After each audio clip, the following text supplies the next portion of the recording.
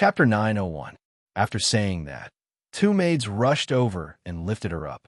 In this world, her body was petite and cute, so she was easily dragged away. Wei Bai was still thinking about how to make her health bar turn green, but he was already being pushed forward by someone. It was noon when the sun was at its best. After leaving the door, Wei Bai found that there were many people outside. It seemed to be a very lively street. Then a maid said to everyone in a loud voice, "This person disobeyed the orders of His Highness the Prince. His Highness is merciful and will reduce the death sentence to oral punishment." Oral punishment, a strange punishment method. Then Wei Bai saw the so-called oral punishment. Bitch, as a human, you actually dared to disobey the honorable prince. You are a disgrace to us humans. Wei Bai, shocking. This person is so shameless. She doesn't even have self-respect. Why is she kneeling and licking the vampires? How disgusting. How can there be such a person among us humans? Hurry up and die. Wei Bai. It doesn't hurt. It doesn't if she had died so many times that she was calm. Ugly freak. A woman with a rotten face like yours should immediately kill herself. How can you disobey our honorable prince? Wei Bai. Ugly freak. Ugly freak. Who said she was ugly? Stand up and use your face to compare. Don't be a coward. Her eyes suddenly widened. Her brown eyes were full of gloomy, murderous intent as she looked at the crowd. The sunlight just happened to fall into her clear eyes. They were lively without any dispirited expression. She straightened her back. Every step she took was very stable. There was no trace of sadness or embarrassment on her face from being scolded. It seemed that these scoldings couldn't hurt her at all. Her long curly hair fell to her waist. On her fair face, her delicate lips were tightly pursed. She was even arrogant, as if she didn't care about those who scolded her. Wei Bai suddenly said coldly, "A bunch of cowards who only know how to bow and scrape before vampires. After kneeling for so long, your knees are broken. You can't even get up. You can only squirm on the ground like maggots. You guys disgust me." The HP bar above his head suddenly turned a little green. Wei Bai suddenly realized something, and her tone became heavier. As humans, you are willing to be slaves, flattering and lowly. There are so many of us, but we are ruled by vampires who are only 1/10 of our number. How embarrassing. As soon as this sentence came out, the crowd fell silent at once. This silence was even fearful, because if he said that, it was very likely that he would be killed. Everyone looked at Wei Bai as if they were looking at a dead person. Wei Bai saw that the HP bar above her head had turned a little green. She suddenly realized that the so-called resistance against the vampires was actually just using words to resist. She had thought that she would have to recruit people and spend her days thinking about how to make a vampire turn green. The system reminded her, the male lead is on a tower not far away. His eyesight is very good. He can see you and hear your words, which is why his HP bar is green. After Wei Bai heard the system's words, she naturally raised her head and struck a beautiful pose. She sneered, her eyes full of disdain, and swept across the tower. Then she turned around and walked into the crowd without hesitation. She didn't even need the maid behind her to push her. On the tower, a pale and slender hand crushed the edge of the tower's bricks. The cold wind blew, and the long silver hair fluttered, shining beautifully under the sun. Chapter 902. Arthur lowered his head and saw her carrying him as she walked towards the crowd. He grinned coldly, revealing his snow-white teeth. He originally wanted to let her get the punishment she deserved. However, her reaction was very interesting. Humans were all cowardly creatures that sought approval. Being disdained and insulted by their own companions should be very sad and miserable. Instead, she was like a victor, teaching everyone a lesson.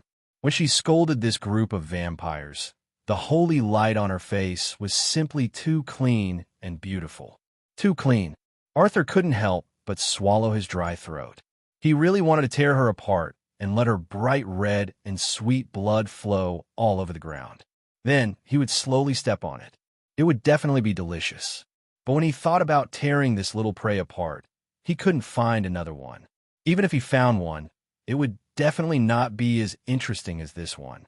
For the first time, A strange sense of anxiety appeared in his heart. Arthur lowered his thick eyelashes, and a thick shadow covered the red in his eyes. His voice was soft and cold. It seems that verbal torture is not enough. Then, let's begin the real punishment. This sentence became an order and was passed down. Then, Wei Bai felt that something was wrong with the crowd. All kinds of cold, evil, and twisted emotions flashed in those people's eyes. Wei Bai knew in the next moment why the atmosphere of the crowd changed. An egg hit her. Wei Bai took a few steps back, and her body was hit by a rock. She groaned. The order was given. It said that if you don't kill her, you can do anything. These words spread in the crowd. Jealous women ran over and wanted to tear off Wei Bai's beautiful long hair. Wei Bai immediately turned and ran. A lustful light flashed in the men's eyes. As long as they didn't kill her, it was fine. In other words, they could do anything to her. During the punishment, the crowd who acted as the punisher was not guilty. This made the malice of human nature begin to expand. Wei Bai moved very quickly and dodged the attacks of a few women. She finally knew that second-year syndrome was contagious. Just like rabies, there was a pile behind her. The streets were bustling with activity and many things. Wei Bai displayed the skills she had learned from watching Hong Kong films for many years. She knocked down everything she saw and threw chairs at them. He threw whatever he saw as he drilled into the alley. It seemed that Arthur was right. He really did want to force her to kneel down and lick his feet. If the entire city attacked her, it was possible that she would be beaten to death. She didn't expect the male lead of this world to have so much power. Humans were indeed brainwashed into slaves. Suddenly, a stone hit her on the head. Wei Bai's mind went blank for a moment. Blood flowed down from her forehead. She covered her head, frowned, and cursed under her breath. Just as she was about to run, she was tripped by someone. Wei Bai fell heavily to the ground. She sucked in a breath of cold air. Her knees and elbows were bleeding, and she lay on the ground. A man had already rushed over and grabbed her long hair. "You're not bad-looking. You've offended a high-ranking Blood Clan noble. Killing you is a light punishment." A few men followed and surrounded him. The women on the outside looked at her with evil smiles. Wei Bai really wasn't possessed by a Chinibu, but at this moment, she really felt that human nature was evil. And as long as she followed the crowd's heart, even if she killed someone, she wouldn't feel guilty. Wei Bai couldn't help but say to the system, "Sai, in this world, only I am the purest, kindest, and most determined little sunshine sweetheart." Chapter 903. Look at this group of people. How ugly. System. To set up the character setting, the host has been possessed. Wei Bai spat. "You are not fit to be human, vampires' lackeys." The men's faces immediately turned ugly. Suddenly, a hand began to tear Wei Bai's clothes. Her collar was pulled open. Wei Bai gritted her teeth and suddenly grabbed the stone that was thrown at her and ruthlessly threw it at the man who was violently attacking her. Then she got up and ran forward in a sorry state. But there were people everywhere, tearing, beating, chasing crazily, making her struggle until she was on the verge of death. But she did not give in at all, even when faced with the attacks of so many people. Her body was dirty and her head was bleeding. She still did not beg for mercy, nor did she make a sound. Her footsteps slowed down, and her body became heavier and heavier. Even her eyes were filled with despair. The man standing at the top of the tower had a calm expression on his face, but his expression darkened. The anxiety in Arthur's heart continued to expand, begging for mercy, crying, to the point of showing the most unbearable side of her. Why was there nothing? He went from being indifferent at the beginning to now staring at the traces of the little prey. She was really smart. So many people surrounded her in such a strange place. She actually knew how to use the complicated terrain to escape. If it wasn't for the fact that to punish her, Sunset City would have been closed. Who knows, she might really run away. Arthur lowered his head and saw that she was actually hiding under a dry well at the entrance of an alley. Her face was covered in blood, but it did not detract from the brilliance of her beautiful cat eyes. He saw her calmly binding her ankle with a piece of cloth. It seemed to be the foot that was twisted. She lowered her head, but she did not cry dejectedly.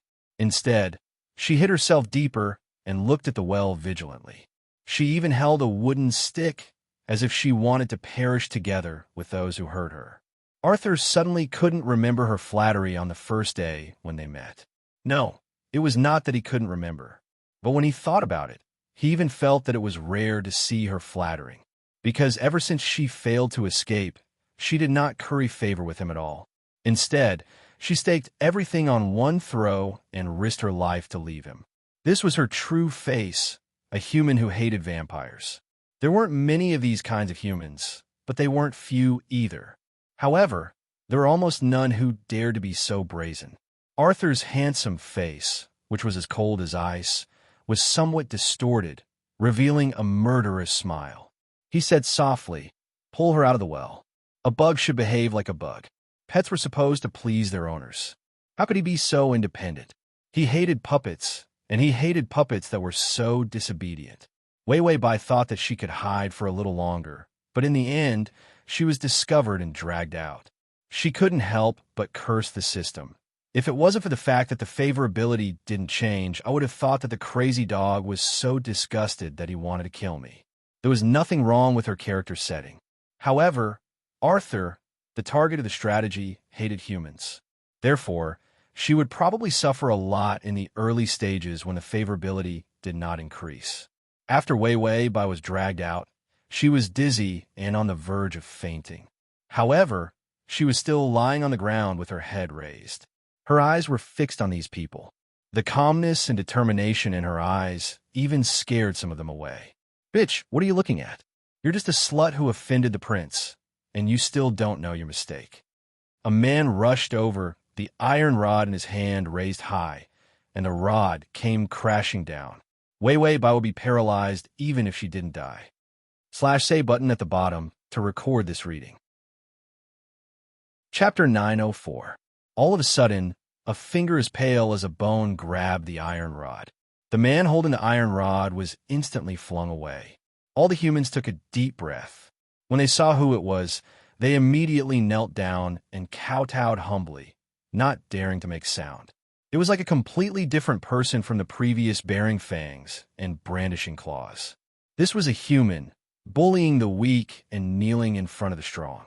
Wei Wei Bai's blood-stained eyelashes trembled. Her fingers dug into the ground as she breathed heavily and looked up at him. He stood elegantly in front of her, a faint smile on his cold and handsome face. "Are you begging for mercy, little darling?" Wei Wei Bai trembled, biting her lips and not making sound. Arthur stretched out his leg and stepped on her hand. Wei Wei Bai couldn't help but cry out in pain. She curled up into a ball, looking indescribably pitiful. Arthur cruelly asked again, "Beg for mercy." Wei Wei Bai didn't make a sound. He was clearly so strong and calm. She was battered and exhausted, weak and petty. But her attitude didn't satisfy him, because her eyes didn't yield to him at all. Arthur laughed coldly. "Look around you. Those who bullied you are all humans. If you're like them, you don't need to be bullied and can bully others." Then he saw his little prey, and his expression changed. Her eyes seemed to be struggling, and her eyelashes trembled even more. The anxiety in Arthur's heart disappeared a little. He tempted, "Beg for mercy, I will forgive you. You're the most valuable human here. You can kill all those who bullied you." Wei Wei Bai suddenly looked up, anger flashing in her eyes. Her voice was almost broken. "Do you think you can control everyone's fate just because you're a high and mighty member of the Blood Clan?" Arthur's face darkened, and he stomped his foot. Wei Wei Bai screamed. His voice was so soft that it made people's scalps numb. "I don't know if I can control everyone, but at least I can control your fate." Wei Wei Bai sneered. With her face covered in blood, she was incredibly stubborn. Arthur smelled the sweet scent of blood in the air, which made him start to feel impulsive. Suddenly, a weak hand grabbed onto his trousers. He was overjoyed. She was going to give in. But in the next moment, he heard her hoarse and cold voice. "You can't. You can kill me, but you can't make me obey you. My soul is not yours." The system expressed that this kind of shameful line was extremely awkward. Would there really be people who would gain favorable impression points after hearing such words? Ding, the male lead's favorability is -20. Wei Wei Bai's expression did not change. Her face could be disfigured, but her character could not be messed up. If one were to say that it was a beautiful little white flower facing the sun, it would be so white that it would be crazy, so white that it would explode, so white that it would be like the Virgin Mary Sue. Her face glowed with unimaginable beauty.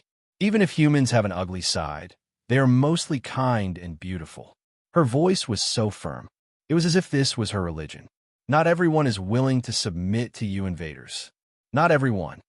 Her eyes glowed brighter and clearer than the afternoon sun. Arthur's breathing stopped.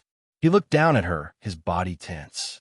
An impulse crazily surged up from his back. It was excitement. It was a terrifying desire. He finally knew why he was not interested in any creature. Because he wanted something perfect, something pure. And today he had found it. Wei Bai completely ignited the passion that had been sealed in his body for 100 years. It made his false calmness completely collapse. He wanted to conquer her. This was what his genetic hunting instinct was telling him. Arthur slowly bent down like an elegant gentleman, but his next action was frighteningly violent. He grabbed her long hair, forcing her to look up. He knelt down on one knee, lowering his head to kiss her bloody lips. Her bloody lips that were filled with gravel were so delicious that it made his pupils contract. He left her lips, his beautiful eyes narrowed, like a viper's, gorgeous and cold. No, you are wrong. There is no kind and beautiful human. If there is, I will crush her. You will succeed in attracting my attention. Ding! The male lead's favorability is at -10. System, both the male and female leads' awkward lines were off the charts. It suddenly felt a bit of despair towards this world. ///// Chapter 905. Wei Bai didn't feel anything about the system's despair.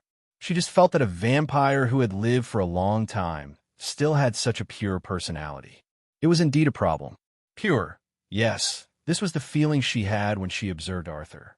She found that this man was surprisingly persistent about clean things, to the point of being a little perverted. At first, she was just trying to see if her character setting was right. So the character setting was actually a little too much. Most normal people wouldn't have this kind of reaction, but he actually ate this kind of character setting. Fuck, this guy had lived so many years in a dog's stomach. He was so full of Chinibu, but he hadn't been extinct. She opened her eyes and found herself lying in a coffin.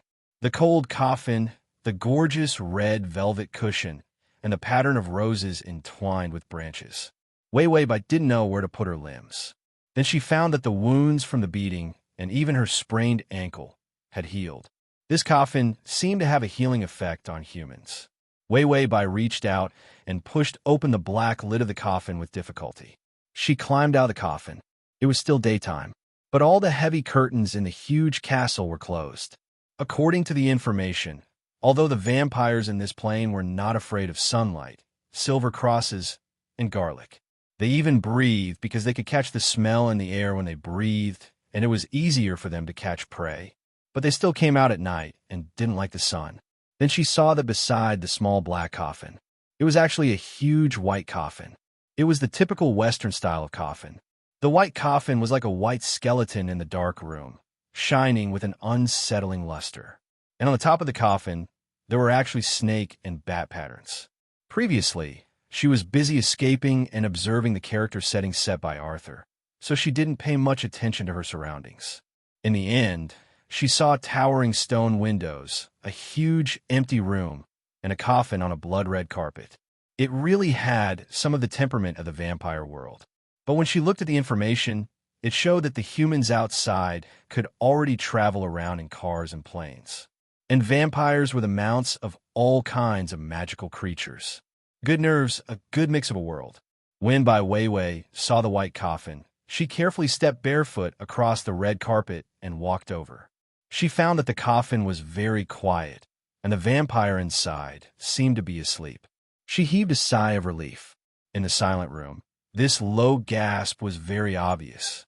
The man in the white coffin suddenly opened his eyes. A deep red color appeared in the depths of his pupils. This kind of red was abnormal. Years of hunger caused him to fall into a terrifying predatory state. He always used deep sleep to counteract this hunting instinct. He hadn't slept for 3 days. Yesterday, it was to punish the blood servant.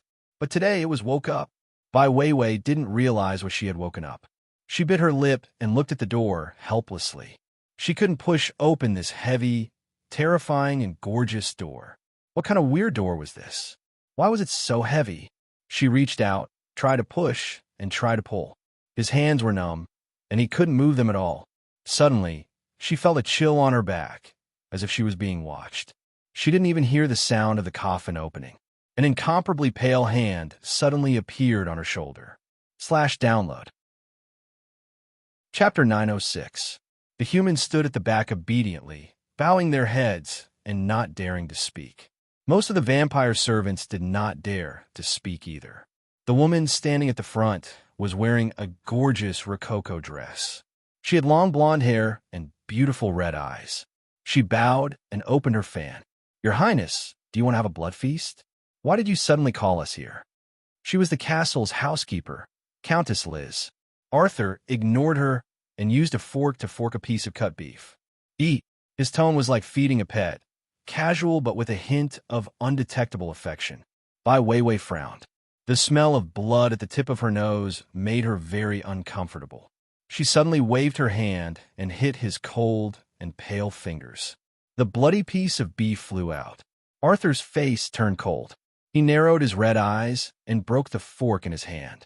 He reached out and pinched her chin, forcing her to look up at him. The young girl's face was warm. The beautiful color of blood was very obvious on her cute face, but her eyes did not have the slightest longing for the blood breeds. There was even a trace of vanity and pride. Becoming the prince's blood servant. What a glorious thing. But she was disgusted. Her clear eyes were like a pool of water. One could see the bottom with one look. Maybe with lust, her eyes were not beautiful anymore. Arthur's heart suddenly relaxed and could not help but forgive her disrespect. "You don't like meat? Then drink some soup." Ding! The male lead's favorability has increased by 2. Weiwei Bai said, "There's actually a market for this kind of pretentious and outdated little white flower mistress who only knows how to go against you." "I'm so touched." The system said, "Male leads are always different." Weiwei Bai said, "I'm not talking to you." Scram. She wanted to cut ties with this retarded system. The system silently retreated to the corner, biting on its handkerchief and crying. It was despised by the host. But Liz, the housekeeper, looked at Weiwei Bai coldly. The disgust in her eyes was obvious. Weiwei Bai, of course, felt the disgust. She was a little excited. The supporting female lead who was going against her was simply a rare animal. It had been a long time since she had seen one. Before she could think of how to make use of this supporting female lead, Liz's expression suddenly changed. She fell down heavily and curled up, screaming in pain. "Weiwei Bai, ? Rise screamed. "Your Highness, I was wrong. I was wrong. Please spare me." Arthur was indifferent. He even smiled. "What did you go wrong?" Liz crawled up from the ground in fear and knelt down. Her face twisted in fear, she said, "I shouldn't have put your blood servant in your room without permission." The absolute suppression of the vampires. For a prince to kill a count. Even the slightest bit of killing intent was enough to make her feel a tearing pain that was worse than death. She was completely suppressed by Arthur. Arthur, on the other hand, acted as if he had done nothing. His posture was elegant and relaxed, and his fingers gently stroked Weiwei Bai's hair. It was as if he was stroking a pet that he loved. "Since you know you're wrong, why aren't you crawling over?" Liz didn't dare to disobey and immediately crawled over to the table. She lowered her head and revealed an ugly smile. "Your Highness, I promise I won't make such a low-level mistake next time. Please forgive Liz this time." She was ingratiating and humble. Compared to the arrogant person who had just entered, she was like a completely different person. Arthur's voice was gentle, but made people feel numb with coldness. "Kiss my feet." Liz was stunned. Then she lowered her head and impatiently licked Arthur's feet. "Arthur, who said you could lick my feet?" /download the at https://m/. Sashu. Com button at the bottom to record this chapter. Chapter 907. A vampire's body could be said to be impenetrable. She almost bit off her teeth, but she did not even leave a mark on his body. So Wei Wei Bai bit and fell asleep. It could not be helped. The consequence of excessive blood loss was that the body was especially tired. When she woke up, it was daytime. This time, she was not lying in the coffin, but sleeping on the bed. The human maid immediately came over, respectfully and obediently combed her hair and changed her clothes. Then, they served her human food. Wei Wei Bai was hungry, and the food was too delicious, so she ate while pretending to be tasteless. This conflicted look made it seem like she was eating in pain. Others did not dare to have any disrespectful thoughts towards her. A blood servant who could survive in Prince Arthur's room, and who could make Countess Liz kneel down and kiss her feet. This kind of status of a blood servant was not something they could be jealous of. After Wei Wei Bai finished eating, she calmly asked for a book. She also had to study in this world, and she was still a student in an aristocratic school. She would graduate next year. Wei Wei Bai began to read and write a thesis. The thesis was on the effective way to deal with cruel vampires. She finally understood Arthur's character. It was one thing to be a Chinibu, but he preferred people who could constantly go against him. Maybe it was because the vampire years were too boring, so he developed this kind of ghost behavior that constantly pursued excitement. Wei Wei Bai was very calm and boldly continued to provoke him. In fact, she dared to do so because of her blood. After all, an anorexic vampire boss suddenly caught a prey that could only provide high-quality, delicious blood. To put herself in his shoes, if it was a human anorexic, when they were starving to death, a food suddenly appeared that they could eat and find delicious. That kind of food was the savior of the human race. That was why Arthur did not want to kill her for the time being, so she could be so lively and offend him. By Wei Wei's side, so many planes, the one who needs the most abuse is the target. The system hesitated whether to say anything. Wei Wei Bai seemed to know what the system was thinking. Shut up. The system, which was despised by the host, suddenly felt very sad. It decided to eat a lot to relieve its sadness. It pulled out the shopping cart. System popcorn, system dried mango, and rose biscuits. When Wei Wei Bai finished reading the book, she had just started writing her thesis. During dinner, someone suddenly asked for an audience. It was a human, and someone that the original owner knew because Arthur was still asleep. The maid didn't dare to make a decision, but she also didn't dare to offend Wei Wei Bai, who was favored. Therefore, she had no choice but to inform Wei Wei Bai that someone had told her that something had happened to her younger brother. Wei Wei Bai said in surprise, "My little brother?" She recalled the original owner's information. She did have a younger brother. Gambling was his second nature, and his personality was extremely bad. The original owner was able to go to an elite school not because of her family's wealth, but because the original owner had excellent grades. He was always the first in his year and looked down on all the other students. This also allowed the elite school to waive her tuition fees, accommodation, and meals. However, she had lost both her parents. His family was poor and only had a deadbeat younger brother who drank and gambled every day. If this kind of younger brother came to find his older sister, it definitely wouldn't be a good thing. Wei Wei Bai sighed. This family background really was a must-have for a little white flower. Then she thought about it and calculated the time that Arthur would wake up. She felt that it was just enough time for her to do something. Although going against him did make Arthur feel excited and curious, he didn't know what to do. Chapter 908. But life had to be adjusted. Stimulation was the main thing, and flirting was the secondary. Wei Wei Bai pursed her lips, blinked, and adjusted her state of mind. Panic immediately appeared in her eyes. Then she got up and hurried out. The maid followed behind her. "Miss, where are you going? You can't leave." Steward Liz was punished and was confined in the dungeon. So the rest of the maids didn't dare to do anything to Wei Wei Bai. After all, Arthur's attitude towards her was too special. Everyone was afraid of ending up like Liz, so their attitude towards her was trembling with fear. Wei Wei Bai frowned and said coldly, "Don't follow me, and I'm a free person. It's your business if you want to be a vampire, a slave, or a servant, but I don't care." This was a suicidal line. She would definitely offend people.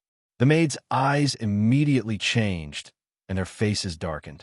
If it weren't for Wei Wei Bai's identity, they would have torn her apart. Bai Weiwei expressed that this pure and strong little white flower persona should have said such words that deserved a beating. Then she ran out of the castle without hesitation. The maids looked at each other, not knowing if they should stop her. After all, they were new human maids, and they were only here to serve Weiwei Bai.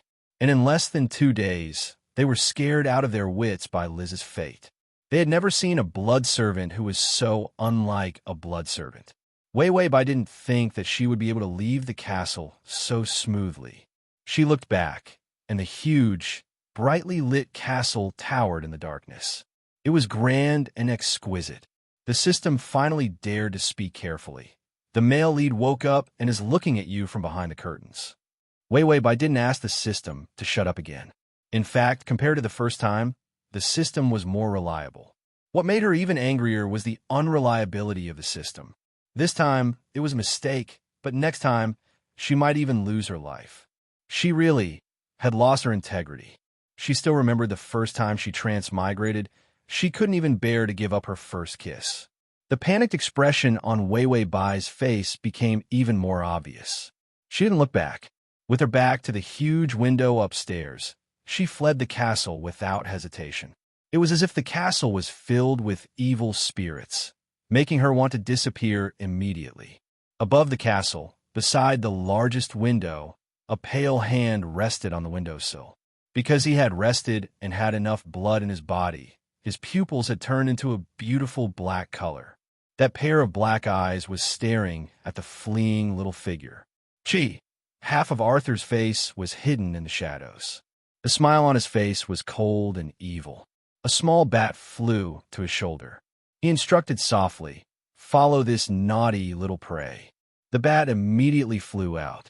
Arthur turned around and walked into the room. It was enough to let the bats chase after a human. It was not enough for him to go out personally. He walked into the room and saw a small black coffin beside the white coffin. He stopped in his tracks.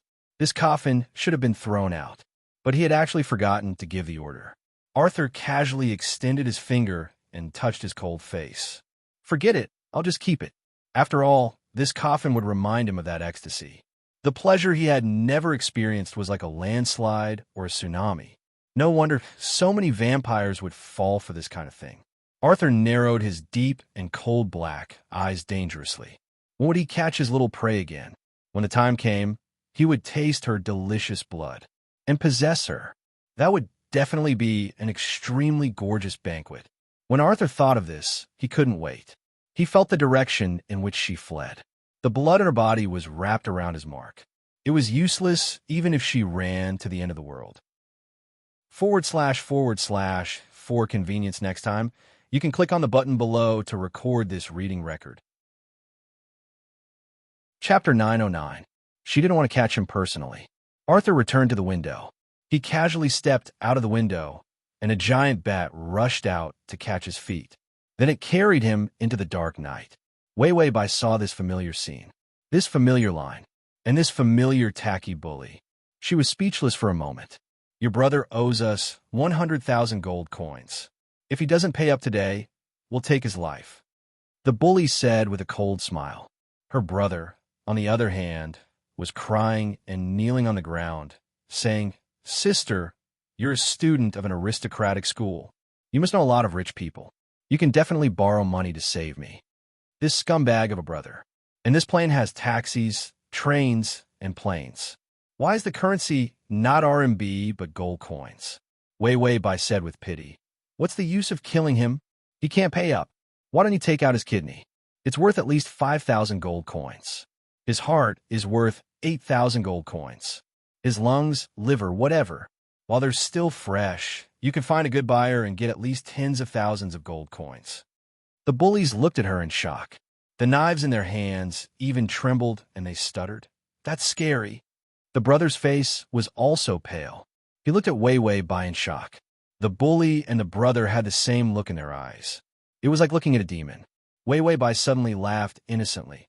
"I'm just kidding, haha. Bully and brother. Damn it, we can't laugh at all." She said it like it was real. The system was calm as the wind. The male lead is coming. Wei Wei Bai's face changed immediately. Her smile disappeared and her eyes reddened. She rushed over, squatted down, and hugged her scumbag brother, who was kneeling. Don't hurt my brother. I'll pay you back. Don't hit him. The bullies held their knives and were dumbfounded. The fight hasn't even started yet. Wei Wei Bai trembled, but her eyes stubbornly looked at the bullies. How can you treat him like this? He's just an immature child. Brother, I'm an adult. Bully, godlike child. There will be retribution for treating my little brother like this. Wei Wei Bai got up, pulled her brother, and ran without hesitation. She turned around and said to her brother with a strong face, Xiao Bai, let's run. Mommy asked me to take care of you. I can't let anything happen to you. Her brother had a look of, where am I? Where am I going? Didn't he want her to pay the debt? Why did he run away? If they ran away, those debt collectors would definitely beat them to death. Only then did the bullies react. They all started cursing. That son of a bitch. He even said that his sister was rich, so he wanted to take the opportunity to escape. The evil tyrant immediately chased after him. Wei Wei Bai grabbed Brother Xiao Bai tightly as she ran left and right. The bully shouted from behind with a knife in his hand. It's only right and proper to pay one's debts. If you don't pay back what you owe, I'll chop you down on sight. If you don't pay me back, I'll hang myself in front of your house. The corners of Wei Wei Bai's mouth twitched. She almost laughed out loud at the last sign. She bit her lips to suppress her laughter. Her lips were about to be bitten through. After much difficulty, she finally found a dead end. It wasn't easy. She had run for a few streets before she finally found a dead end. She was so touched that she was about to cry. Looking at the dead end, Wei Wei Bai's eyes dimmed. She was in despair. Her brother finally had a chance to speak. Sister, why are you running? I owe so much money and don't pay it back. They will kill me. Wei Wei Bai's body trembled as her face turned pale. I won't let anything happen to you. /save button to record this reading. Chapter 9-10. The bully had also caught up. You can run so fast. Does your sister train in track and field at an aristocratic school? Wei Wei Bai immediately pulled her brother behind her and blocked the bully. My brother can't owe you so much money. You must be lying to him. The bully waved his knife. Your brother is a gambling addict who doesn't know that he owes so much money. He said that you have money, so hurry up and take it out. Wei Wei Bai clenched her fingers and said with a trembling voice, I don't have that much money. How can you not understand our family situation? The bully sneered. Your brother said that you've caught the eye of a vampire. Go sleep with him for a few nights. Won't you get 100,000 gold? They did not know that Wei Wei Bai had caught the eye of a prince. They only thought that she was an ordinary vampire. But as long as she was a vampire, it would be much easier to return the money. Wei Wei Bai's face turned pale as she turned to look at her brother. Xiao Bai, did you really say that to them? Her brother finally had a chance to speak, and he immediately shook off Wei Wei Bai's hand. He coldly said, Sister, why are you running away? I owe you so much money. If you've really caught the eye of a vampire, shouldn't you hurry up and climb into a vampire's bed and then give me the money? Wei Wei Bai stared at him blankly. Her face was completely pale, and under the moonlight, there was a heartbreaking sadness. Her lips trembled. Xiao Bai, do you miss me that much? I worked so hard to get first place in school. Wasn't it all so that after graduation, I could have a good job so that our lives would be better? Her brother disdainfully said, How good can it be? What can you give me? A luxury car or a villa? Don't joke. A vampire should be grateful to have a chance to be on the list. Wei Wei Bai had a face of disbelief. But vampires harm us humans. Her brother waved his hand and fiercely pushed her. Don't say things that will get me killed. You're so stupid. I owe you so much money. You must know a lot of vampires in school. You're so pretty. Why don't you go and seduce one? Wei Wei Bai. This younger brother is so fresh and refined. It's really rare. She staggered back a few steps and looked at her brother in a daze. How can you say that? I want to protect you. The younger brother revealed a ferocious expression. If you want to protect me, hurry up and give me 100,000 gold coins. If I owe them so much money, they will beat me to death. Wei Wei Bai finally couldn't take it anymore. She gasped and angrily said, "How could I have 100,000 gold coins? Even if I sold myself, I wouldn't have that much." These words reminded the Slag brother. His eyes immediately lit up as he grabbed her hand and pushed her to the ground.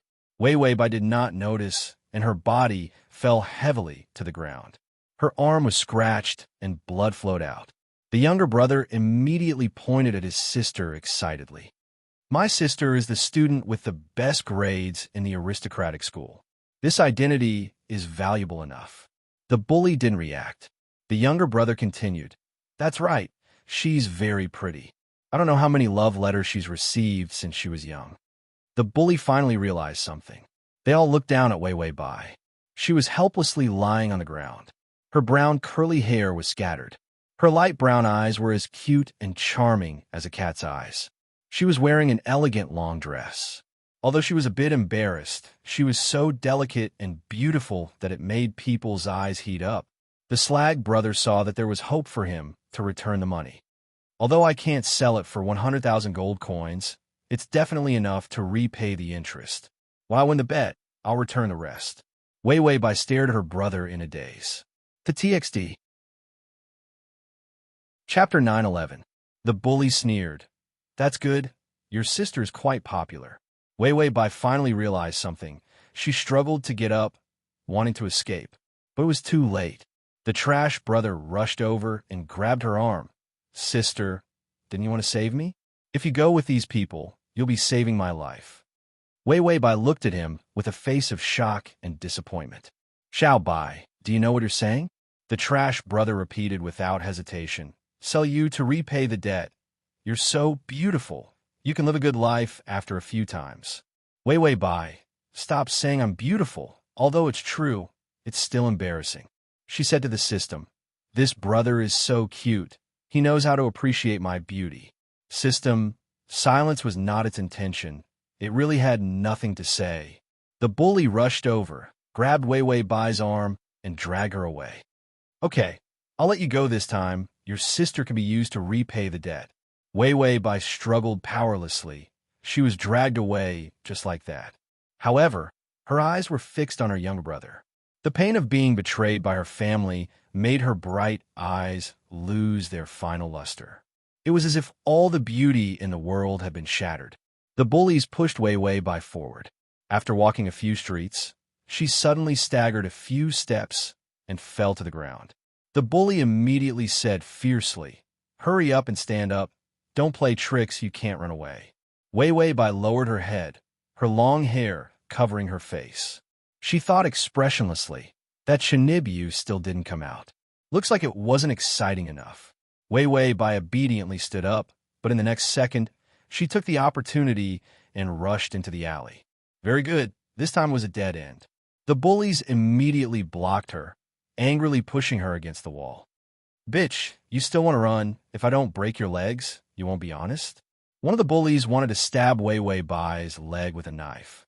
In the end, Wei Wei Bai did not struggle. She just stared blankly at the knife that was coming at her. She didn't even dodge.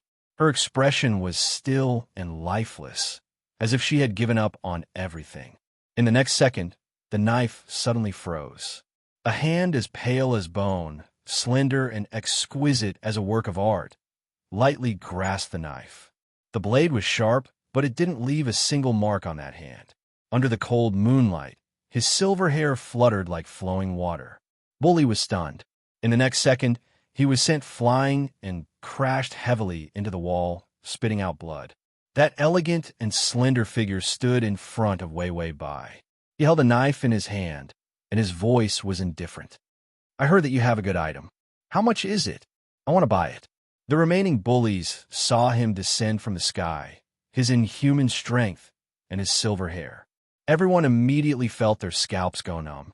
They knelt down and kowtowed. "Sir, if you want it, I'll give it to you. It won't cost a single gold coin." He was a member of the Blood Clan, and he was a noble vampire. They were just humans. How could they dare to raise their heads in front of a vampire? Arthur revealed a gentle smile, but his eyes were as cold as a demon's. "Oh, my people are actually not worth a single gold coin. You really have no taste." Those people widened their eyes in shock. Wei Wei Bai was actually a high-level vampire? They immediately knew that they were in trouble and were about to beg for mercy. But a cold snort sounded in the air. It wasn't a laugh, but the sound of a knife cutting through flesh and blood splashing. Slash. Chapter 9:12. Those bullies didn't even have time to blink. Arthur's figure was like the wind, flashing past like a phantom. In an instant, everyone's throats were slit and they died. In the dark alley, the smell of blood filled the air. Arthur threw away the knife in his hand and said with disdain, "What a disgusting stench." He turned around and said with some pride, "Look, I've killed all the people who bullied you." Wei Wei Bai sat by the wall in a daze, staring at him with eyes full of fear. At this moment, this vampire who killed people was a demon in her eyes. Arthur's heart, which had been jumping for joy, suddenly turned cold. A trace of blood appeared in his black eyes. This would happen when vampires were emotionally unstable. He slowly walked in front of her and reached out his hand to grab her chin, forcing her to look up at him. "What, are you scared? I'm taking revenge for you." Wei Wei Bai's body stiffened. The tears in her eyes suddenly fell. When it fell on the back of Arthur's hand, the scalding temperature made his fingers tremble. Then she slapped his hand away and said with clenched teeth, "You're the one who's addicted to killing. Don't use me as a reason for you to kill people. I feel disgusted." Arthur's expression froze. His cold black eyes were dyed red and suddenly turned into a furious blood-red color. His back was facing the moonlight. His delicate face was full of evil charm, like a demon in the dark night, with a chilling sharpness. Disgusting. His voice deepened, and there was a hint of evil in it. It was indescribably gorgeous. A product saying that its owner is disgusting? You're a cheap product that I can buy without spending a single gold coin. He tilted his head and smiled maliciously. Speaking of which, 100,000 gold coins is not a small amount. Your poor little brother will have his limbs cut off and fed to the dogs. His fingers greedily caressed her smooth face. Your brother is a sensible person. With your face, you can earn quite a bit of money by sleeping with the vampires a few more times. The fear in Wei Wei Bai's eyes deepened, but more than that, there was a fragile heartbreak. Her younger brother, her closest family member, he had betrayed her. Arthur had been watching her from above and saw with his own eyes how she was betrayed. He looked at the despair in her eyes with interest. The more desperate she was, the more she realized that only by being by his side could someone protect her. Isn't that right? Arthur saw the tears in her eyes finally fall unwillingly. Sparkling and translucent tears fell from her eyes drop by drop. But she was expressionless, stubbornly silent. Arthur's heart actually surged with irritation. He pursed his lips and was just about to pull her back. However, Wei Wei Bai broke free from his grip. A cold look appeared on Arthur's face. She wanted to run again, but in the next second he was stunned.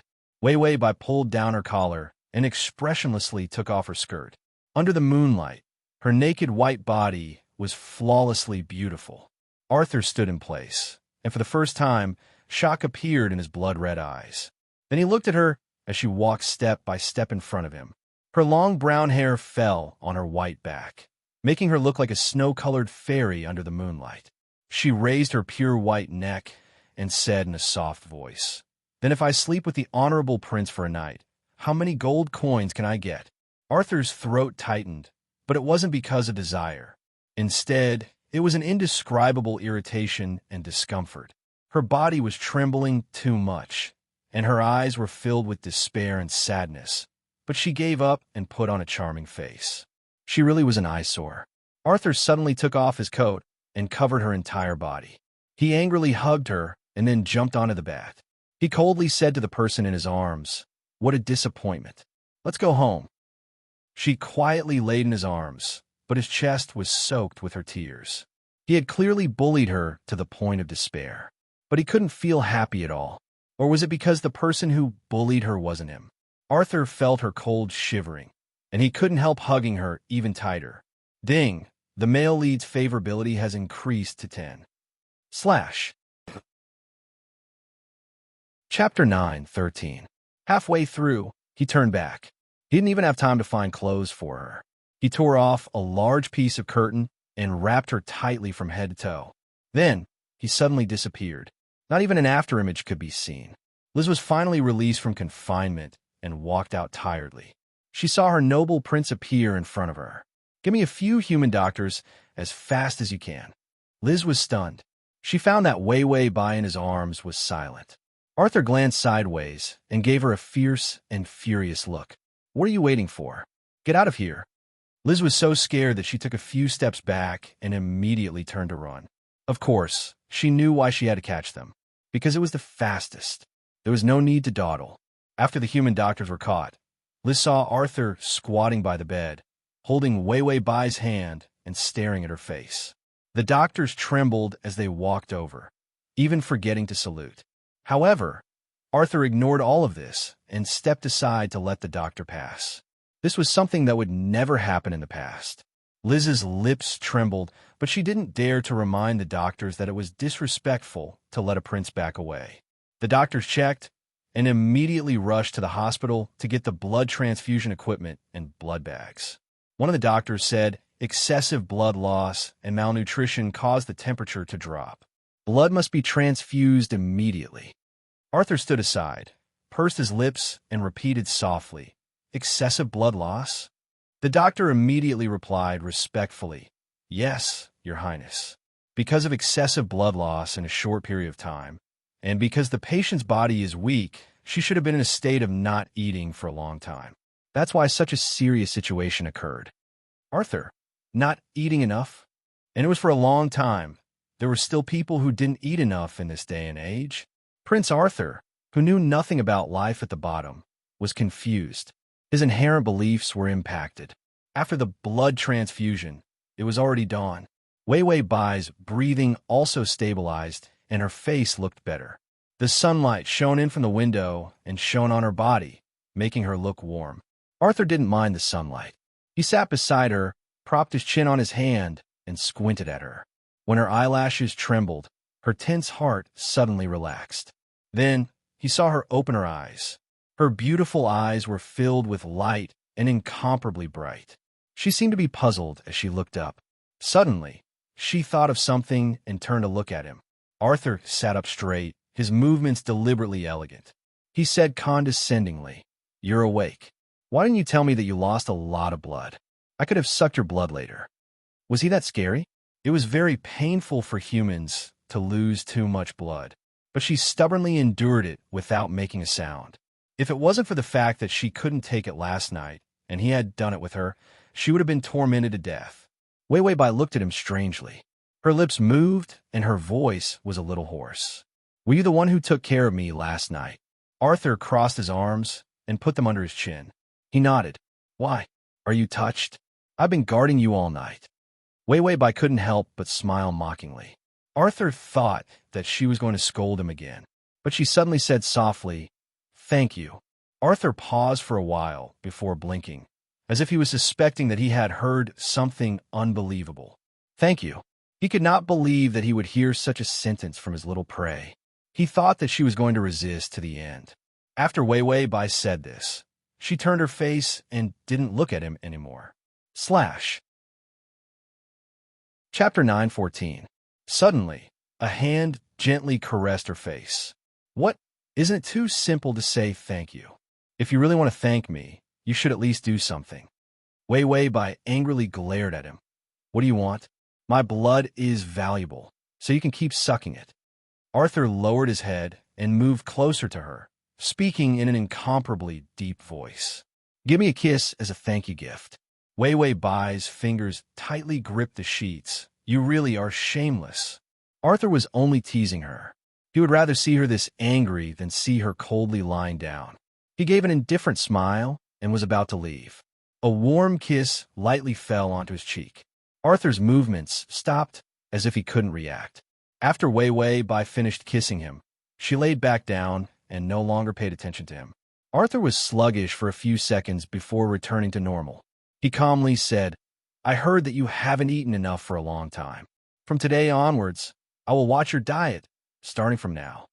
After saying this, he turned around and ordered the maid to bring in food. After everything was done, he was stunned in place. His fingers couldn't help gently touching his cheek that was kissed. His chest seemed to have been hit by something.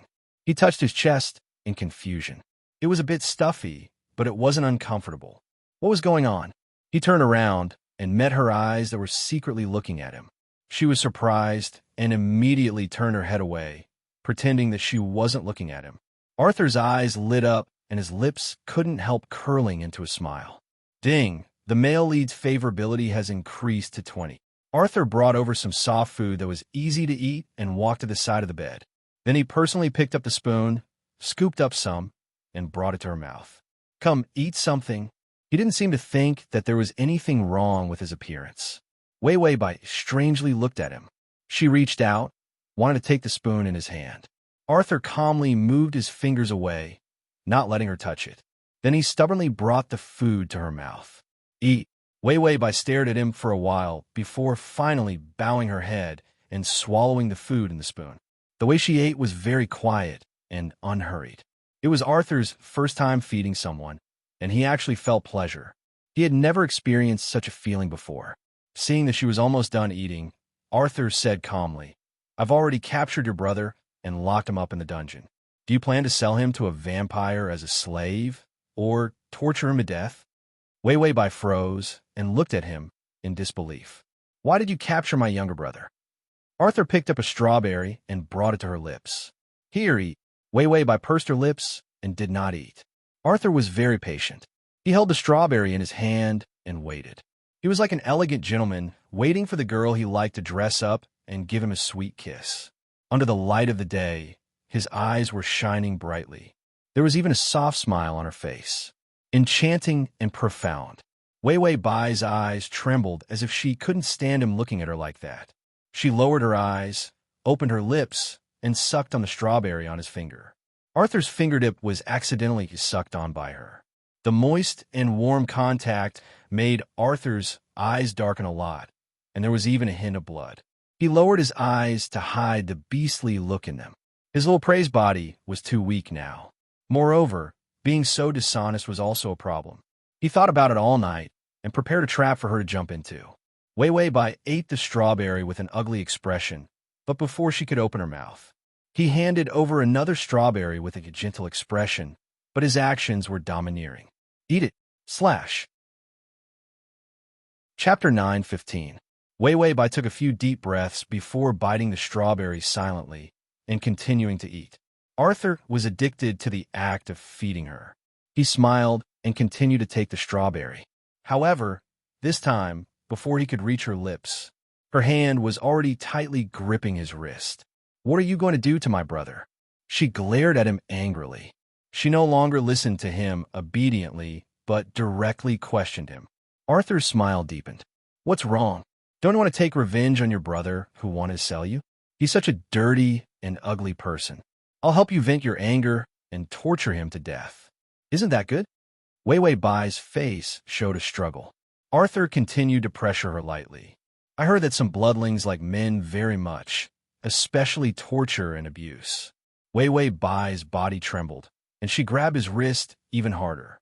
He let her grab him, his voice calm and gentle. Anyway, your brother is just a burden to you. Wouldn't it be better if he died? Her information had been in his hands last night.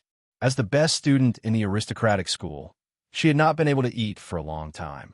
It was because she had been using her food expenses to support her brother. When he saw the information, he was so angry that he tore it up one by one. Especially her brother's photo. He personally tore it up. That brother of hers had done a lot of things. Wanted to sell her to pay off his debt was just one of them. But she still took care of that ugly little brother. It was as if to her, that brother of hers was the only person she liked in this world. He was such a strong and beautiful bloodlings, and here he was. She didn't like him. She cared so much about the person who wanted to hurt her. For the first time, Arthur experienced the anger of frustration. The ridicule in his smile became obvious. Why? Can't you bear to part with him? Wei Wei Bai's face turned pale, and a trace of determination flashed in her eyes. I let him fend for himself. He owes a debt. If you let him go, he won't have a good ending. Sure enough, she still didn't want her brother to die. Arthur's tone became suppressed. Is it your wish to let him go? Wei Wei Bai said softly. Although he is bad, he won't die. Let alone, he was sent to the vampires to be tortured. She didn't say this out loud. Arthur had already picked up a strawberry and licked it naturally. This action was surprisingly seductive and seductive. Then, he couldn't help but sneer, what a kind child. Even after being hurt by your younger brother, you still have to think for him. Wei Wei Bai was a little embarrassed. I'm not thinking for him. After all, he's my younger brother and my only family member. My mother asked me to take care of him before she died. Arthur finally spoke coldly, and the suppressed anger in his tone appeared. Enough, don't talk to me about your great sibling relationship. He pressed the licked strawberry against her lips, and his tone became dangerous. Eat it. This action was somewhat insulting. Wei Wei Bai did not open her mouth. She was just about to avoid it. Arthur's words made her completely stop dodging. If you don't listen to me, I'll make your brother's life a living hell. Wei Wei Bai froze. Her eyelashes trembled a few times as she stared at him blankly. He was like a demon as he said word by word. Be good. Eat it. Wei Wei Bai's lips moved. His fingers had already forcefully stuffed the strawberry into her mouth. She almost choked to death. Arthur grabbed her long hair and casually played with it. It's very simple if you don't want me to kill your brother. From today onwards, you have to obey me absolutely. /save button.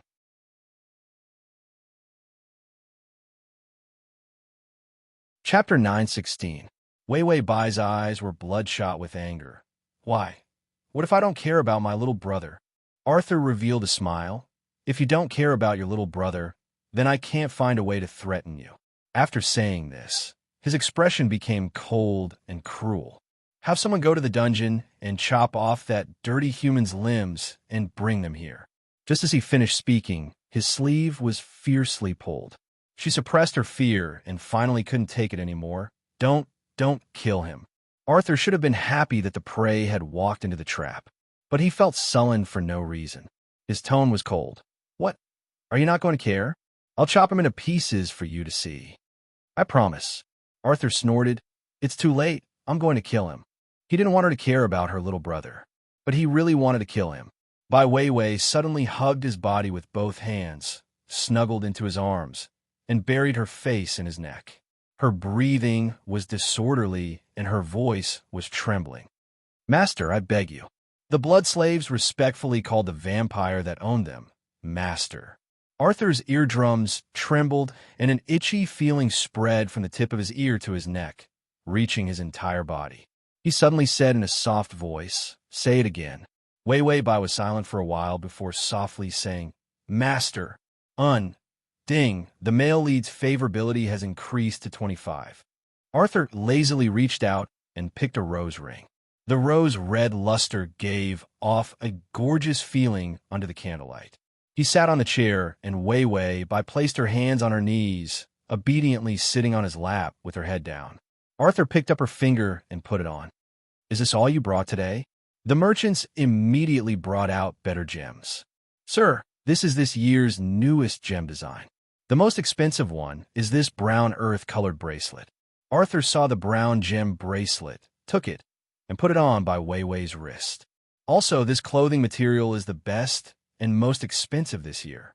Because the raw material is a natural deep-sea creature, it is not easy to catch. We have produced 3 bolts of cloth this year. The merchants then brought up 3 bolts of resplendent colors. They were so beautiful that they looked like they were flowing with light.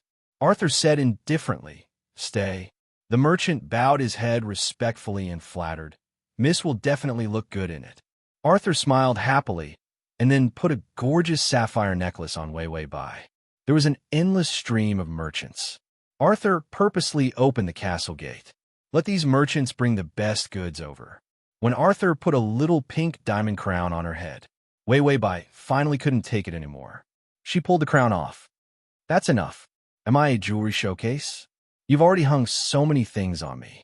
This wasn't a character setting anymore. She was telling the truth. The jewelry bracelets and bracelets on both of her wrists weighed at least 5 kilograms in total, not to mention the necklace around her neck. All right, there was also a jeweled anklet on her ankle.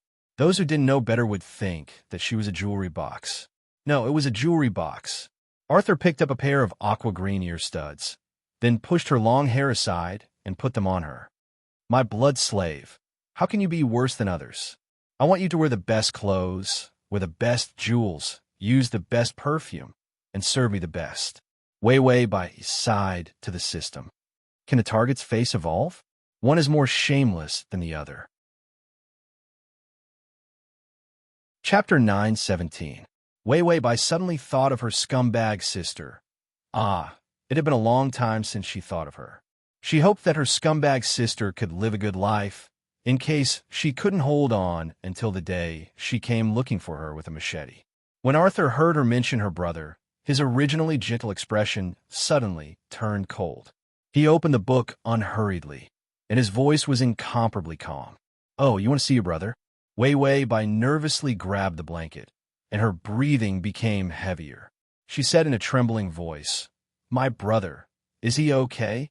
Arthur lowered his head, and the smile on his face became slightly sinister. He's probably fine. If he's strong enough, he can hold on for 10 days to half a month in the dungeon. After all, there are a lot of rats and poisonous snakes there. Wei Wei Bai was shocked and immediately sat up. She looked at Arthur in panic and said, There are poisonous snakes. Xiao Bai is most afraid of snakes. Xiao Bai, it was Xiao Bai. Arthur's fingers had already cut the book, and he coldly looked up.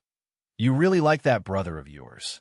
Wei Wei Bai's face paled, and she endured for a while before lowering her head and saying sadly, My mom said that he is the last hope of my family. If something happens to him, my family will have no descendants. The immortal Arthur had a face of confusion. What do you mean by no descendants? Wei Wei Bai, although he did something terrible to me, he is still young and will mature when he grows up. Scumbag was a little scumbag when he was young. He was an adult scumbag when he grew up. There was no such thing as a good thing that would turn for the better after he matured. Wei Wei Bai didn't even look at Arthur's gloomy face and continued to defend her brother. Xiao Bai can be very cute sometimes and thinks of me and comes to school to visit me every month. The system couldn't help but say, He comes to see you because he wants to spend money. Wei Wei Bai, looking at my money is also looking at me. The system, Arthur finally couldn't take it anymore. He threw away the tattered book in his hand. He stood up, called for the maid, and ordered, Tell the guard in the dungeon to put a few more snakes in there to eat the rats. Remember to put the poisonous ones. Wei Wei Bai was surprised at first. Then she got off the bed in a panic and immediately pulled on his sleeve. Why did you release the snake? Arthur turned around coldly and revealed a malicious smile. There are too many rats in the dungeon. I just want to purify the environment of the dungeon so that your brother can live a better life. Wei Wei Bai's eyes were filled with fear and anxiety. He's afraid of snakes. Aren't you trying to kill him by putting a snake in there? Arthur hid his smile and pressed his hand on her shoulder expressionlessly. He lowered his head, his lips almost touching her face. Then, Wei Wei Bai heard his cold voice. That's right. Wouldn't it be better for such an ugly person to die cleanly? Bai Wei Wei's body stiffened, her expression shocked. She didn't care about the other party's identity as a vampire. She stretched out her hands and grabbed Arthur's collar. You promised me to let him go as long as I obediently become your blood slave. Arthur looked at the anger rising in her eyes. The insidious anxiety in his heart appeared again.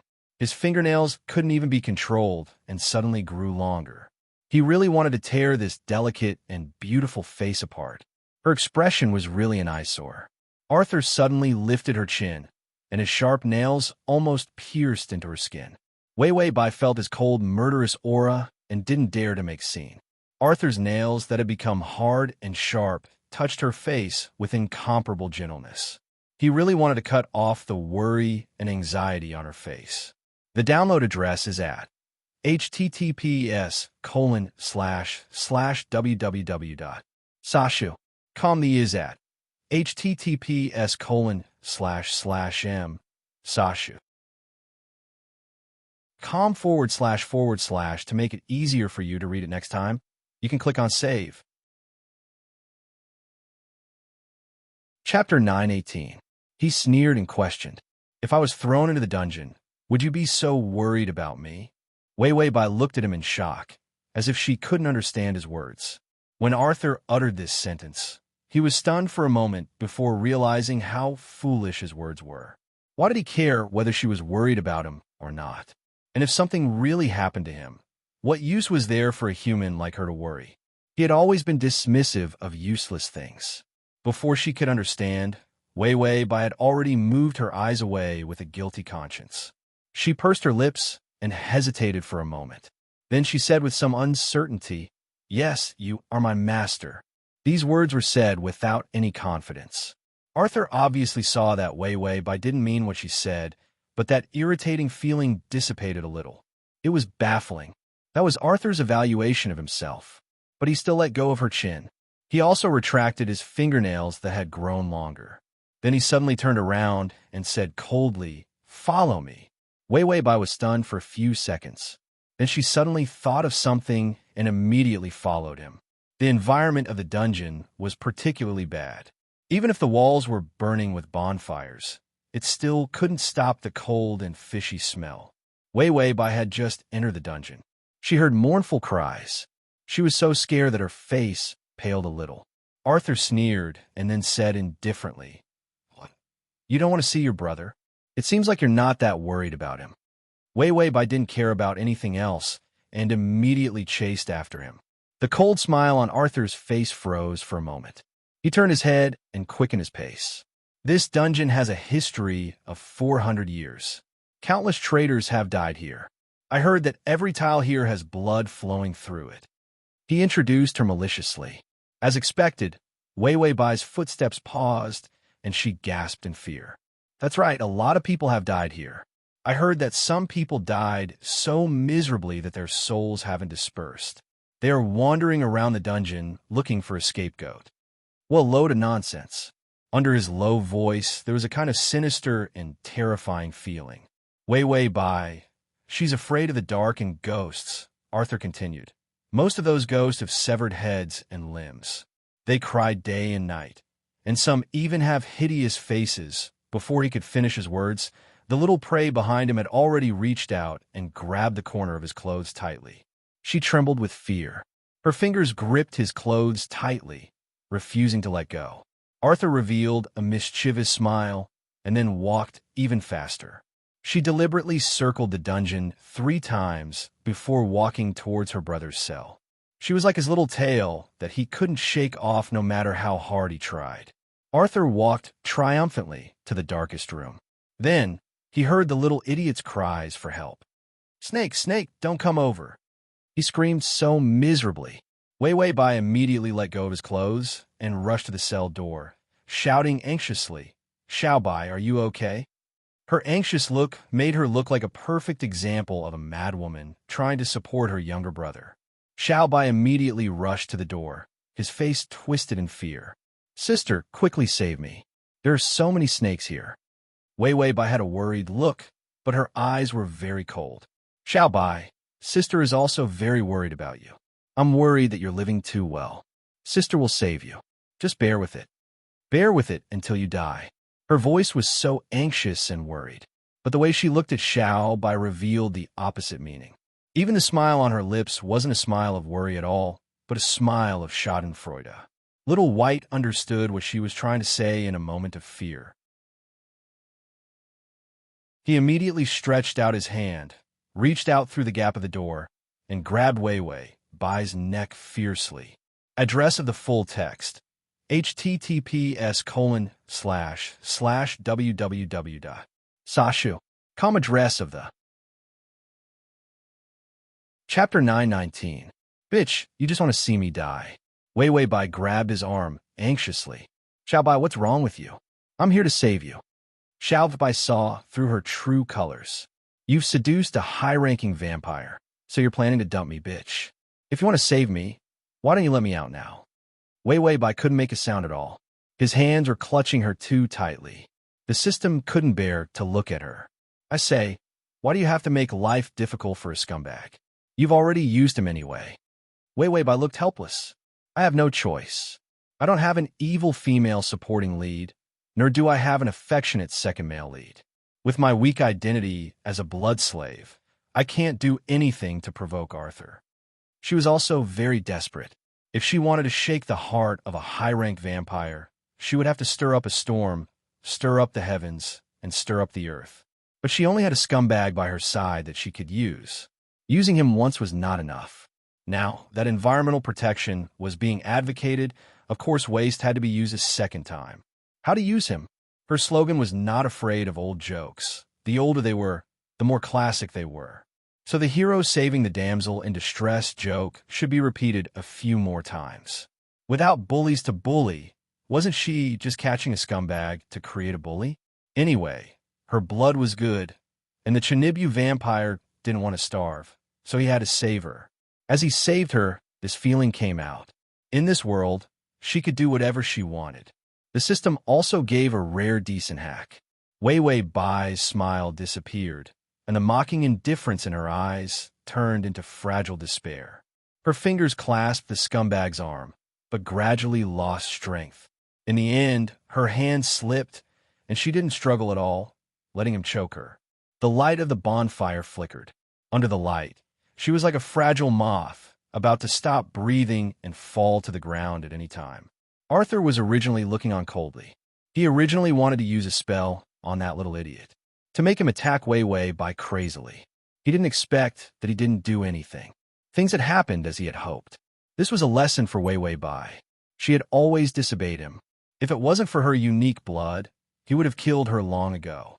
So, let's be even more desperate. He sneered at her.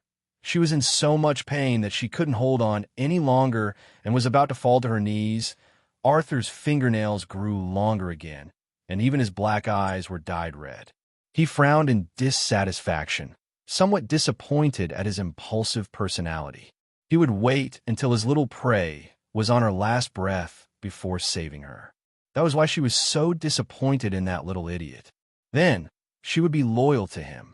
So now was not the time to save her. Just as he was thinking this, he suddenly heard a soft and weak cry for help. Loosen! She had already given up in despair, but she suddenly struggled with all her might.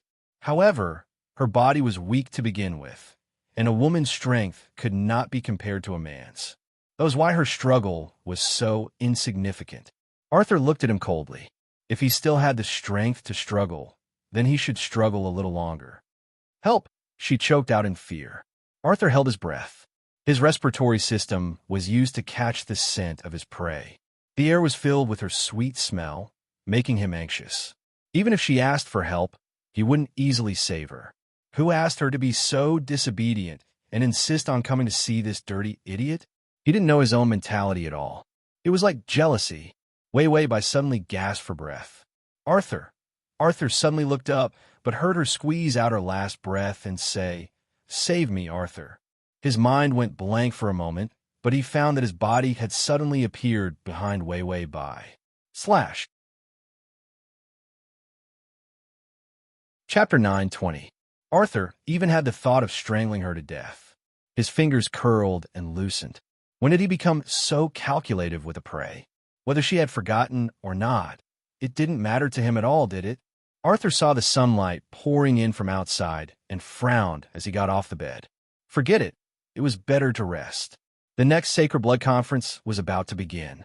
He had to replenish his energy as much as possible so that he could deal with the upcoming experiment. Wei Wei Bai saw Arthur turn and leave. She silently despised him, took off her pants, called him Little Wei Wei, put on her pants, and left. Scumbag, be scumbag, super invincible and shameless scumbag. Arthur, who had suddenly turned and left, suddenly appeared. Wei Wei Bai's expression froze, and she almost couldn't retract the disdain on her face. Without waiting for her to say anything, Arthur had already gotten on the bed and held her tightly in his arms. Wei Wei Bai moved her lips. Arthur ordered coldly, "Sleep." He found the coffin cold and uncomfortable at all. The coffin was even open. He stood there for less than 3 seconds and immediately turned to leave. It was best to sleep with her in his arms. Wei Wei Bai. Damn it, do you want me to sleep for 24 hours? She wanted to protest, but she looked up and opened her mouth to speak. Arthur had already pressed down with a kiss. After he finished kissing, his voice was hoarse. If you don't want to continue what happened last night, be good. Wei Wei Bai trembled and lay in his arms obediently. Arthur immediately rubbed her hair and fell asleep with her in his arms with a satisfied expression. There was nothing wrong with the bed. It was much better than that dark and damp place in the coffin. He had also thought of carrying her into the coffin, but the coffin was custom-made for him alone. Although the two of them could lie in it, it was still not as spacious as a bed. Besides, humans were all afraid of coffins. If she was so scared that she kept trembling, he would feel uncomfortable hugging her. Wei Wei Bai was in a daze as he hugged her. When vampires slept, their bodies were cold and hard. There was no heartbeat, and their skin was still cold. He was lying on such a soft bed, but his back was leaning against a big rock. It was really unbearable. Wei Wei Bai looked out of the window, speechlessly, and called the system. Ding! The system is dead. Would you like to revive it? Wei Wei Bai was speechless for a moment before she gritted her teeth and said, Revive your grandpa. The host agrees to revive her Sir system. Please give the system a kiss of love, and the system will immediately be revived. Wei Wei Bai said, Just die. Don't revive. It had died of sadness. Arthur noticed that his little prey had been feeling down recently.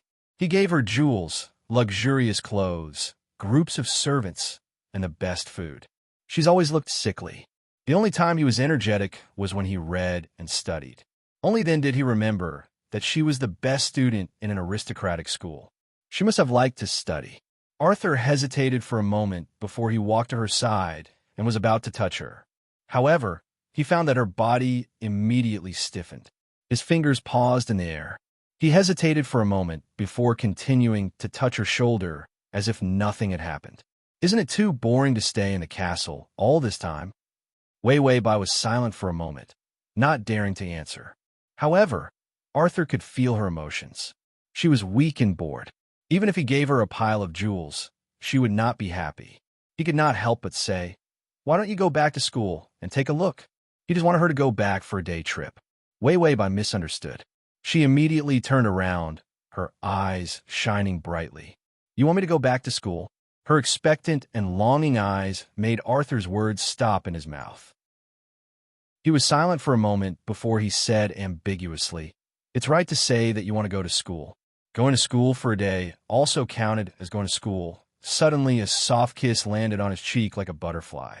There was no trace of coldness in her eyes. Her smile brightened. Thank you, Arthur. Going to school made her this happy. Arthur was a little stunned. He reached out and touched his face. That kiss was really light.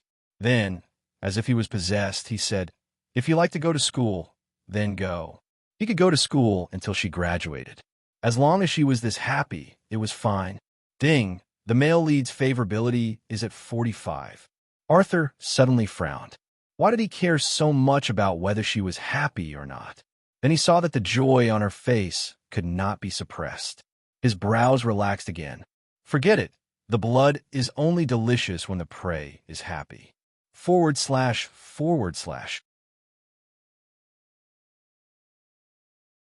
Chapter 9:21. Wei Wei Bai packed up and went to school.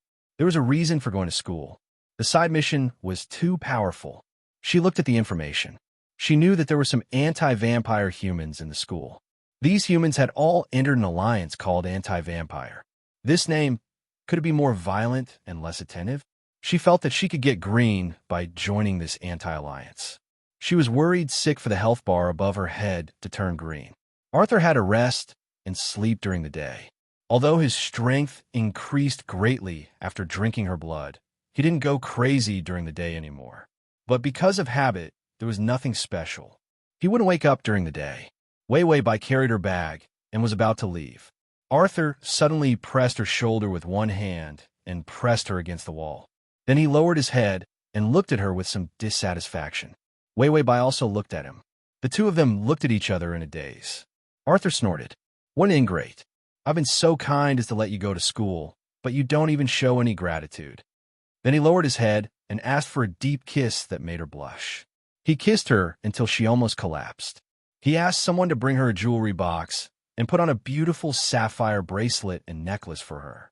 They were the latest and most expensive designs of the year. Wei Wei Bai's school uniform was also remade with a modified material.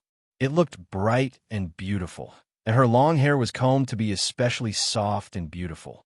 What cute little pet. When she first came, she was like a stray kitten. Now that he had taken care of her, it was obvious that she had an owner and was an especially expensive pet. Wei Wei Bai seemed to be a little resistant, but she was afraid that she wouldn't be able to go to school, so she endured it and let him put on.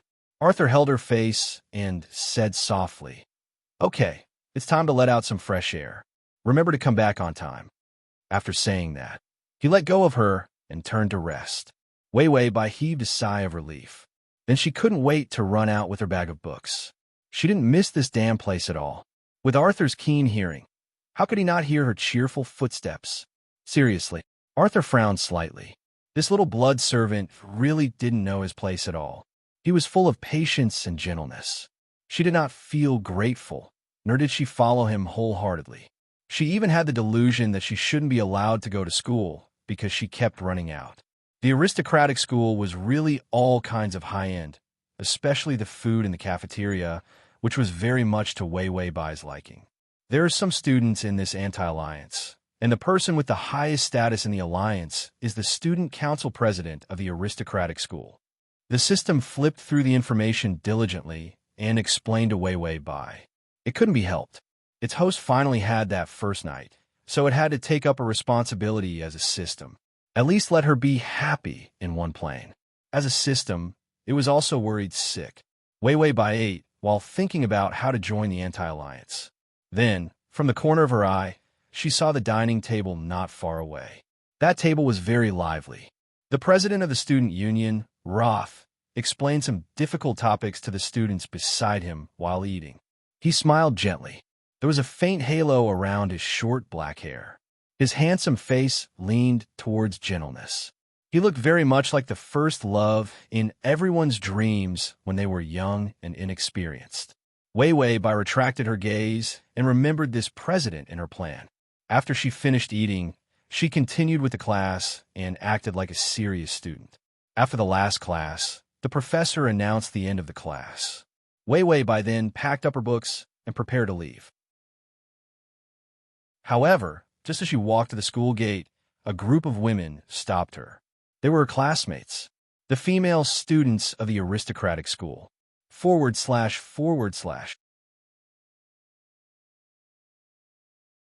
Chapter 922. Wei Wei Bai looked at them expressionlessly. "What? Are you going to invite me to a party for dinner?" A large group of women were blocking her way. She thought that they were here to snatch the bride. How shameless, stealing Miss Jessie's sea sapphire and still strutting around. A girl spat viciously and said. The rest of the students heard that someone was stealing and could not help but stop to watch. Wei Wei Bai's eyes were blank for a moment, then slowly brightened up. She was excited. "Trash! Someone's here to pick a fight." "System. Trash?" "Wei Wei Bai. It's rare to meet someone who's picking a fight. I really want to take a picture of it so I can remember it later." "System. You calm down." She felt a little sympathy for the person who came to pick a fight, but any evil female antagonist came to pick a fight. In Wei Wei Bai's eyes, they were all precious animals. She had to watch and enjoy. Wei Wei Bai was very calm and raised her bracelet in a friendly manner. "The sea sapphire you're talking about, is it this?" She only had this bracelet and the necklace on her neck that were blue. Among the girls, there was a girl wearing a school uniform, with long blonde hair and blue eyes, looking at her elegantly and slightly arrogantly. She gently opened the fan in her hand and said reservedly and disdainfully, "The sea sapphire is this year's newest design, and also the most expensive one. My brother went through so much trouble to get me one, but because I had to change my clothes, I left it in the changing room and forgot to take it. I didn't expect to lose it." Wei Wei Bai's gentle smile did not change. "Is that so? What a sad thing. There's actually a thief in this damn school." Jessie's eyes turned cold, and the fan fanned even faster. "That's right, shameless. This thief is dirtying my mouth if I were to say her name." Wei Wei Bai casually raised her hand and flipped her hair, purposely showing off her sea sapphire. Her smile was slightly provocative. "Oh, so you know the thief's name? Hurry up and catch her." This attitude was very hateful. Sure enough, there was a female lackey at the scene who immediately exploded. She rushed over and was about to snatch the sapphire from Wei Wei Bai's wrist. "You shameless thief. You're just a lowly woman from the slums. Who doesn't know how poor your family is? How could you have the aquamarine?" Wei Wei Bai took a few steps back to avoid her and faintly raised an eyebrow. "You think I stole it?" Jessie sneered. "Otherwise, where did your sea sapphire come from? Poor people are really lowly things. Our school shouldn't have recruited people like you." The discussions around them grew louder. Most of them believed that Wei Wei Bai had stolen something. Wei Wei Bai smiled and didn't care about this false accusation. Instead, she undid the bracelet and pinched it between her fingers. The sapphire bracelet sparkled. She looked at Jessie coldly, her smile unchanged. "Are you sure this thing is yours?" Jessie frowned. Of course, it wasn't her. After all, such a new gem hadn't been officially released yet. It was just that the blueprint had been released. Only one design had been released, and it was especially precious. She had always hated Wei Wei Bai, this green tea bitch. Recently, the school had been selecting the most outstanding students to get a chance to further their studies. Money couldn't buy it, and Wei Wei Bai was very likely to be promoted because of her excellent results. When she saw Wei Wei Bai come to school in the morning wearing a gem, she immediately thought of framing her. Wei Wei Bai's reputation was tarnished, so this opportunity might fall to her. After all, everyone knew that Wei Wei Bai came from a poor family. She couldn't afford to use a gem unless she was a mistress. Chapter 923. It was enough to spread the name of a thief. It didn't matter if she was wrongly accused. Anyway, even if she was kept, she was just a lowly mistress. No noble would be willing to offend her family for a mistress. So Jessie was fearless. She elegantly raised her neck and looked at Wei Wei Bai coldly. It was as if she was looking at a lowly bug. "Yes, this gem is mine. I can't believe that there is a thief like you in our school." Wei Wei Bai's smile didn't change. Her eyes were encouraging. It was good to find fault with girls. She hadn't seen them for a long time. Let's have a few more together.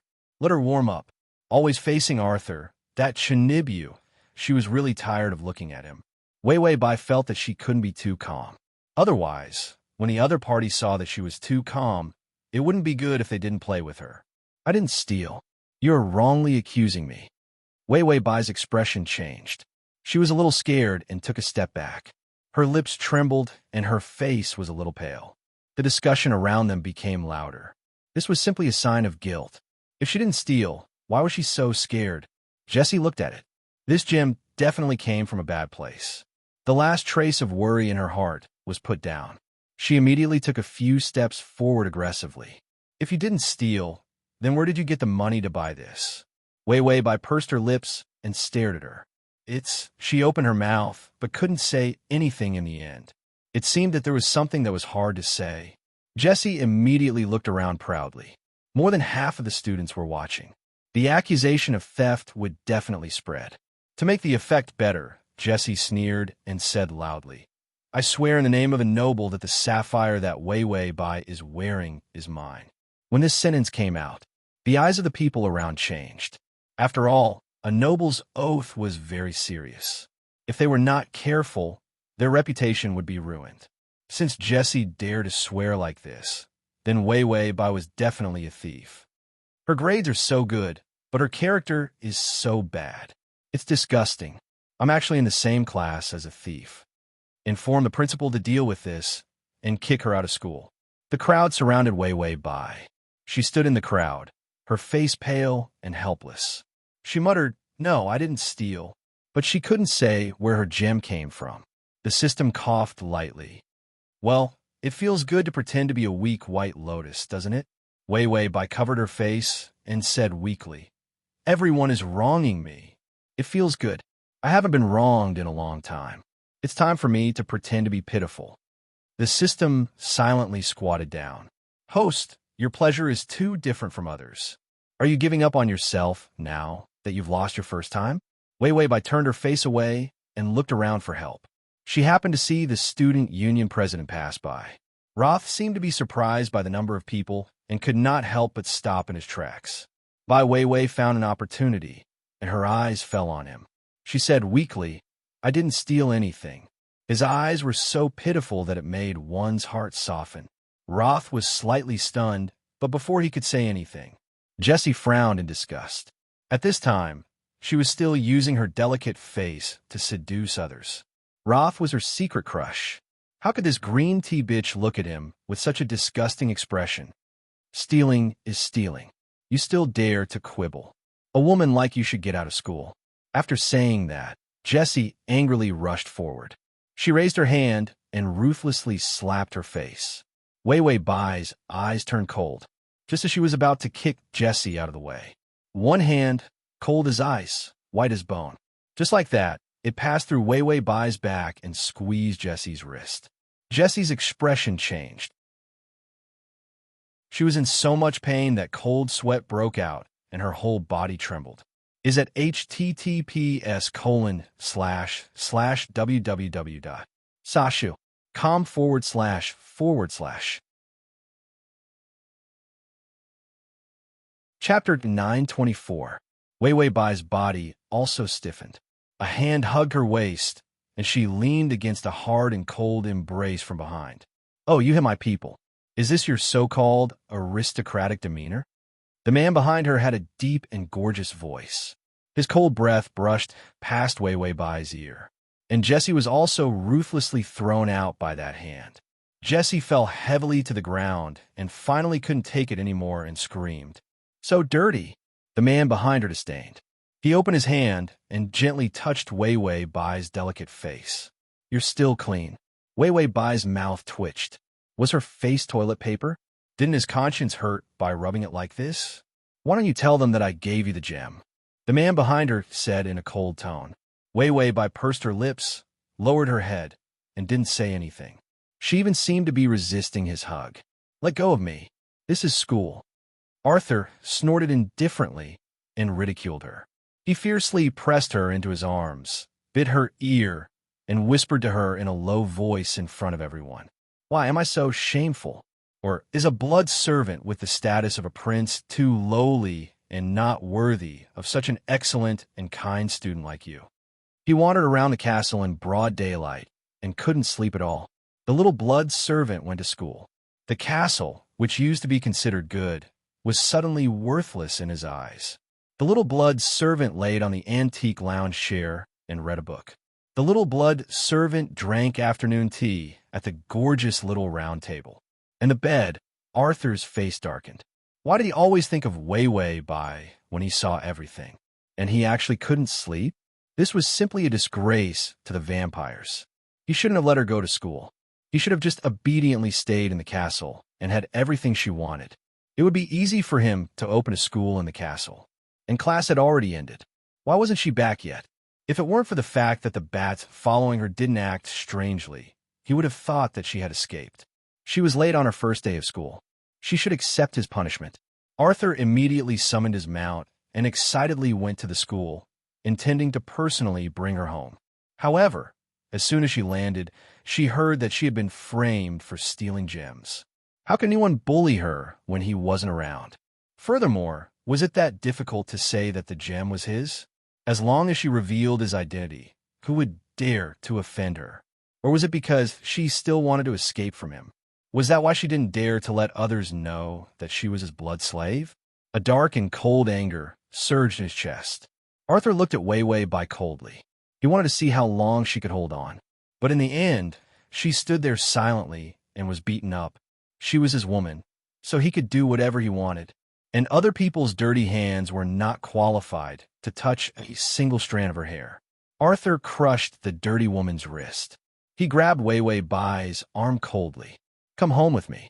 It seems like you're not very popular in school. If you want to go to school, I'll hire a teacher for you."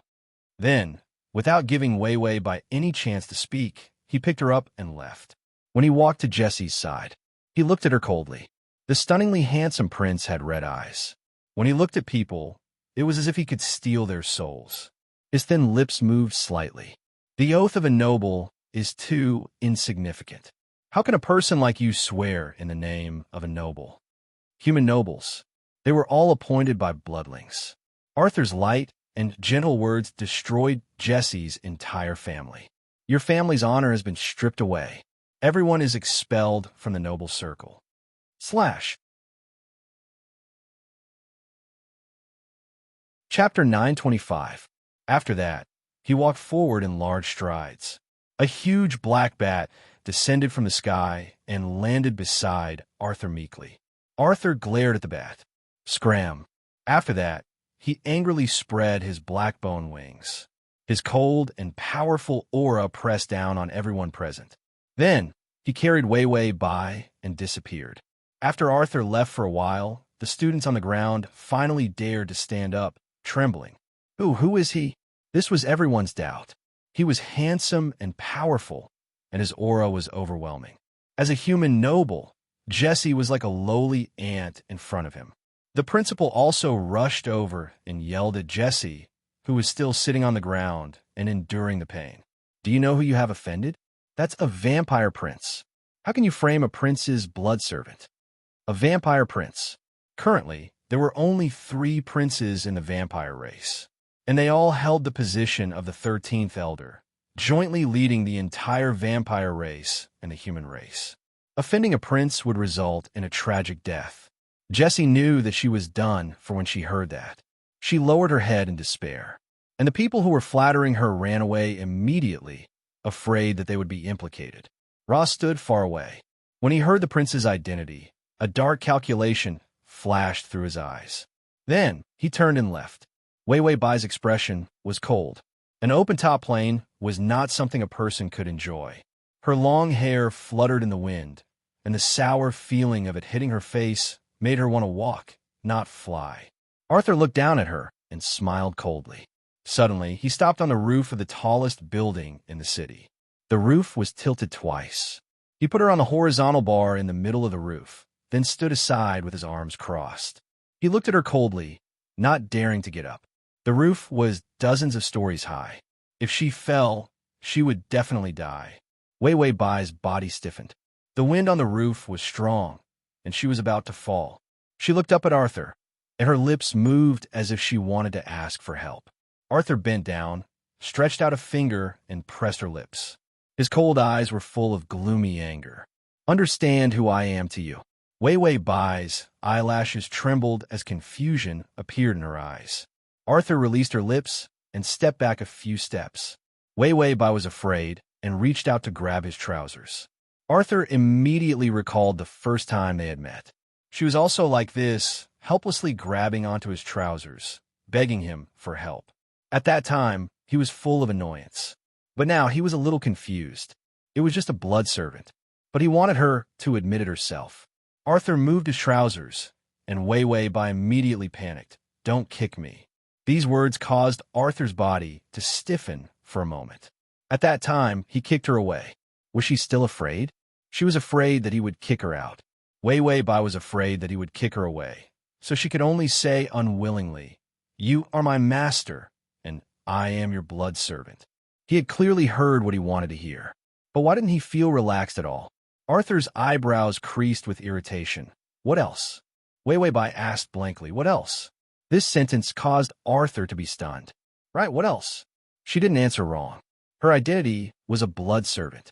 Arthur originally wanted to punish her for hiding her identity at school, but when he touched her cold fingers, he knew that the wind on the roof was cold and that she might get sick. He frowned and immediately picked her up. He jumped off the roof expressionlessly and flew directly back to the castle. After returning to the castle, he pressed her into the bed and impatiently kissed her. It seemed that he wanted to hide something. Wei Wei Bai suddenly struggled. She bit her lips, her face extremely pale. Am I not a blood servant? Why must you force me to do this kind of thing? This is not what a blood servant should do. Arthur was already very irritable, and he urgently needed her body to make himself happy. He firmly grabbed her resisting hands and said with a cold and evil smile, "Oh, if this is not what a blood servant should do, then who has the qualifications to do this?" Wei Wei Bai's eyes showed a trace of extreme sadness, and then she laughed at herself. In the past, I thought that the person who would do this to me was my lover, my husband. Lover, husband. This form of address made Arthur stiffen. Blood servants, indeed, didn't have the obligation to accompany their master to bed. After all, vampires wouldn't easily do this kind of thing with a lowly blood servant. Even if they were licentious, they still had a choice. But he couldn't help but force her. This kind of restraint, could it be that his feelings for her weren't just that of a blood servant? Ding, the male lead's favorability has increased to 50. Transmigration system. Male god, come here. Transmigration system. Male god, come here. Transmigration system. Male god, come here and read at https://www. Sashu. Transmigration system. Male god, come here. Transmigration system. Male god, come here, comma. Chapter 926. Arthur released by Wei Wei. Then, with a cold expression, he gave her a gloomy look. Then, he turned around and walked away without hesitation. Wei Wei Bai laid on the bed, stunned for a while, then slowly put away the expression on her face. She let out a sigh of relief. It's finally the emotional turning point. She spent a lot of effort to change Arthur's concept of a blood servant to that of a lover. The goal of this world, for him to admit his feelings for her, he had to first deny her identity as a blood servant. All kinds of pretentious acts, all kinds of bullies, all kinds of troublemakers. Finally, she got to this point. Wei Wei Bai rubbed her face and went to eat dinner. When she finished showering and went to bed, Arthur still did not appear. Bai Wei Wei yawned very patiently. Then she covered herself with the blanket and went to sleep. Only by eating and sleeping well would she have enough energy to attack. Just as she was about to go to sleep, the system suddenly said, "Tonight, the Anti-Vampire Alliance will be holding a gathering in the West City Cathedral to discuss the important matters of how to wage war against the vampires." Wei Wei Bai said indifferently, "Okay." The system said, "Go to the gathering and you can get 1/10 of the green." Wei Wei Bai was about to go to sleep, but then she saw the HP bar above her head. The HP bar was shining brightly. The self-detonation punishment for her cheap mouth. She could only resign herself to her fate and bid farewell to her soft bed. Then, she put on her clothes and a hooded cloak and went to the party. This was a blood feast. It had just started, and the blood breeds who came were either rich or noble. This blood feast was called the Rose Blood Feast. Every girl was a noble, and they had all signed a contract, so they knew what to do here. Unlike normal blood feasts, no one died in this Rose Blood Feast. Instead, it was a feast for the blood breeds to choose their blood servants. Arthur held a wine glass in his hand. The blood breeds could eat very little. Their main food was human blood.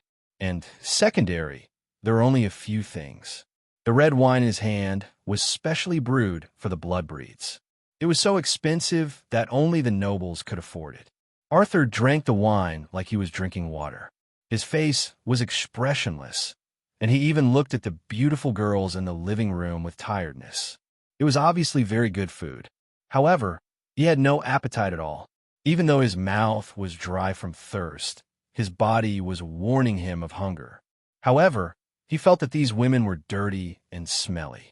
He already had a blood servant of his own, but he was still hungry, because he didn't dare to eat to his heart's content. He was afraid that he would break her. Moreover, he didn't rest well during the day, which made him very irritable. He's been so off lately. In the past, when there was no blood to drink, no matter how hungry he was, he would not feel so uncomfortable. But now, he felt very uncomfortable. Had he recently placed all his attention on that blood slave who didn't know what was good for him? Arthur drank another glass of wine expressionlessly. This wine had a very strong magic power that could make vampires drunk. Occasionally, vampires also needed this kind of entertainment. However, his body was too strong, and the magic of the wine was unable to make him completely drunk. Suddenly, a trembling but fawning figure approached him. "Your Royal Highness, I am willing to be your blood slave. Please let my family go." A woman knelt at his feet, her face full of fear. Arthur sat on the chair indifferently. His legs were elegantly crossed, his elbows were on the armrest, and his hand was holding the wine glass. His eyes were cold and empty. He glanced indifferently at the humble girl at his feet. Wasn't this woman Jessie who bullied Wei Wei Bai?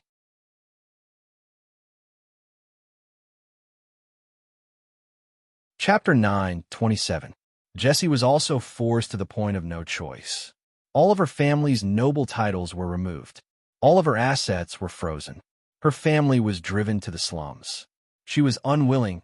She had to redeem herself. When she heard that there was a blood rose banquet, she used the hidden family badge to successfully obtain an invitation. Wei Wei Bai, that lowly woman from the slums. How could she compare to her? Jessie boldly raised her head to look at the prince who could control her life and death. He lazily leaned on the chair, his expression cold and arrogant. His long silver hair was tied with a golden ribbon. Only a few strands of hair fell beside his handsome face. This man simply had a cold gaze. He could make any woman kneel down to curry favor with him. Such a young, strong, immortal-looking prince with unparalleled power and immense wealth. He could have any woman he wanted. Jessie was immediately stunned. If her heart was for her family before, now she was greedy. She wanted to get closer to this perfect vampire. Arthur drank a mouthful of wine, his voice as cold as ice. Back off. Jessie trembled and immediately backed off respectfully. Back off again, he indifferently ordered. Jessie kept backing off, retreating until she was about 10 meters away. Arthur coldly said, "You stink too much."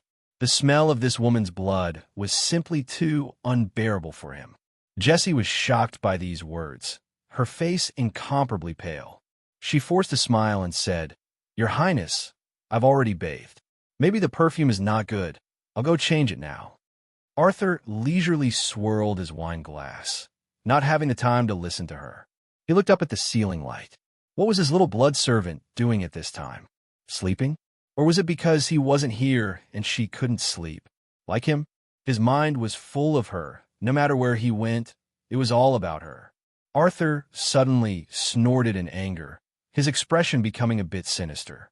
He hated that his mind couldn't be controlled. Jessie immediately felt the suppression of her level and painfully trembled. But she persevered, slowly crawling forward. She had to get his attention.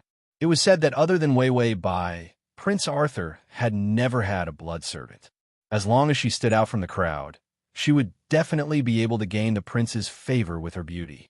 When that time came, she would make Wei Wei Bai and those who looked down on her suffer a fate worse than death.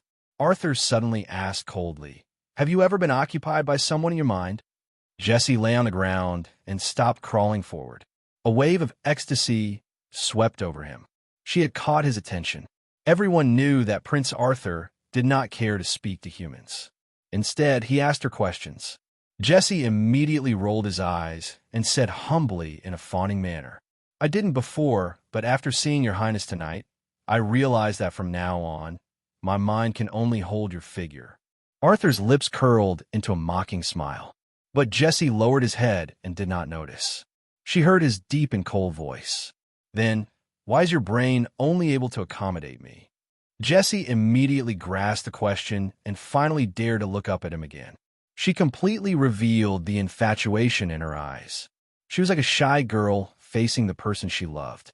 "Because I like your Highness the Prince." No human would dare to say that they liked him. If she said that, it would definitely make her stand out from the crowd. Arthur's face was filled with confusion, but it disappeared in an instant. He said playfully, "You like me?" Chapter 9:28. Jessie immediately said, "Only when you like someone can you think of him all the time. When you leave his side, you feel uncomfortable, as if you have lost the most important thing. Whether it is in your heart or in your mind, there's always that person's shadow." When she said this, she lowered her head humbly. "I have such feelings for His Highness." After saying this, she wanted to kiss his feet. Kissing the feet was the lowest and most lowly form of salute in the vampires. If one person did this to another person, it was not a complete humiliation. It was a complete submission. Like, Arthur suddenly stood up. When he bit these two words, it was heavy and fierce. Murderous intent boiled. Jessie kissed the floor, and her teeth almost fell out. Arthur turned and left, casually instructing the people around him. A lowly human who approaches the prince without permission, a stowaway who does not have the right to appear in the blood rose banquet, hanged. Jessie was stunned for a moment and did not react. This was her crime. She had already been dragged away by 2 guards. Not long after, there was a scream. Arthur's eyes were terrifyingly cold, but his fingers were trembling. He liked a blood servant. It was only because her blood was delicious. How could he have such illogical feelings for a lowly human? He picked up the wine and drank a few glasses. He found that he still could not erase the image of Wei Wei by in his mind. Arthur's expression turned ugly. He smashed the glass in his hand, then turned and walked out. Suddenly, a feminine and pleasant male voice sounded. "Arthur, why are you so emotional today? Don't you have a blood servant? Are you still not full?" A series of questions. This made Arthur frown. He turned and saw a short-haired young man in a white suit appear behind him. It was one of the 3 princes Moore. He had lived for much longer than him. Moore's eyes were gentle and beautiful. Compared to Arthur's sharp and delicate appearance, his temper was obviously better. Arthur's bloody eyes were incomparably cold. "Why don't you go and exterminate those anti-vampires? Why do you have time to care about my business?" Moore had always been in charge of tracking down the anti-vampire rebels. He was very busy and rarely appeared at banquets. Moore smiled. "I heard that you have a new blood servant that you love. I'm curious how delicious her blood must be to move your stone heart, an anorexic." Arthur reached out with strong, pale fingers and gripped the collar of his white shirt, strangling him. He indifferently lowered his blood-red eyes, which were filled with incomparably cold, killing intent. "Don't touch my people, or I'll tear you into pieces and throw you into the flames."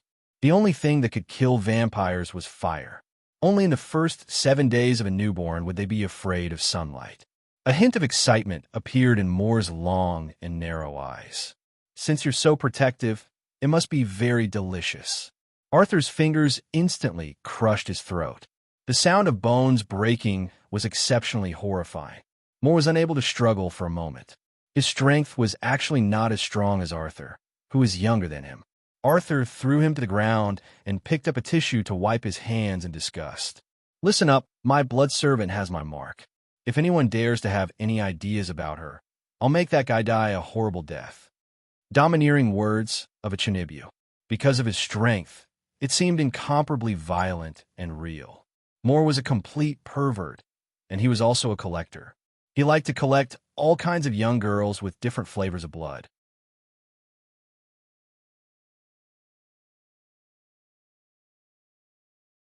Chapter 929. Once they entered his castle, no human could withstand his torture and abuse and survive. Arthur thought of his little blood servant. Will be remembered by a disgusting guy like Moore. He even had the urge to kill a prince on the spot. Moore climbed up from the ground awkwardly, reaching out to straighten his tilted head. He was not angry at all. Instead, he was smiling. "Okay, I know you have a strong sense of territory. I won't touch your things." Arthur's pale and delicate face looked strong and violent because of the cold, murderous aura. He snorted. "You better." Moore immediately raised his hands in surrender. "You're really angry. I was just kidding. Look at your bad temper. Why don't you come with me to eliminate the rebels?" Arthur said coldly, not interested. Moore spread his hands. "Look at you. You're so scary. You'll scare your poor, little blood servant to death when you go back. It's scary if you don't get rid of your murderous aura." Arthur had already turned to leave, but when he heard his words, he stopped in his tracks. Moore took the opportunity to come over. "Let's go. We received a tip tonight that the so-called Anti-Vampire Alliance is gathering at the west side of the city. Let's go have some fun." Arthur looked down and saw that his fingers were still trembling. He pursed his thin lips, and on his cold face, there was a struggle of confusion. He suddenly shook his head, wanted to shake off that damned emotion, and then he stepped forward. "Let's go in case those poor little bugs escape," Arthur said with murderous intent. He suddenly did not want to go back to the castle. The more he wanted to, the more he could not get rid of her image in his mind, and the more he did not dare to approach her. It was as if this could hide those feelings that were about to burst out. Wei Wei Bai wore a mask and sneaked into the gathering. The real meeting was at the back of the church. They gathered in front of the church to discuss how to fight against the vampires. Wei Wei Bai ate the fruits provided by the gathering in boredom. The church was very remote and looked like it had been abandoned for a long time. The crows outside were cawing, and there were a lot of mice inside. She missed her warm bed and delicious desserts. The system said, 5 more minutes will be enough. Your HP bar will turn green by 1/10.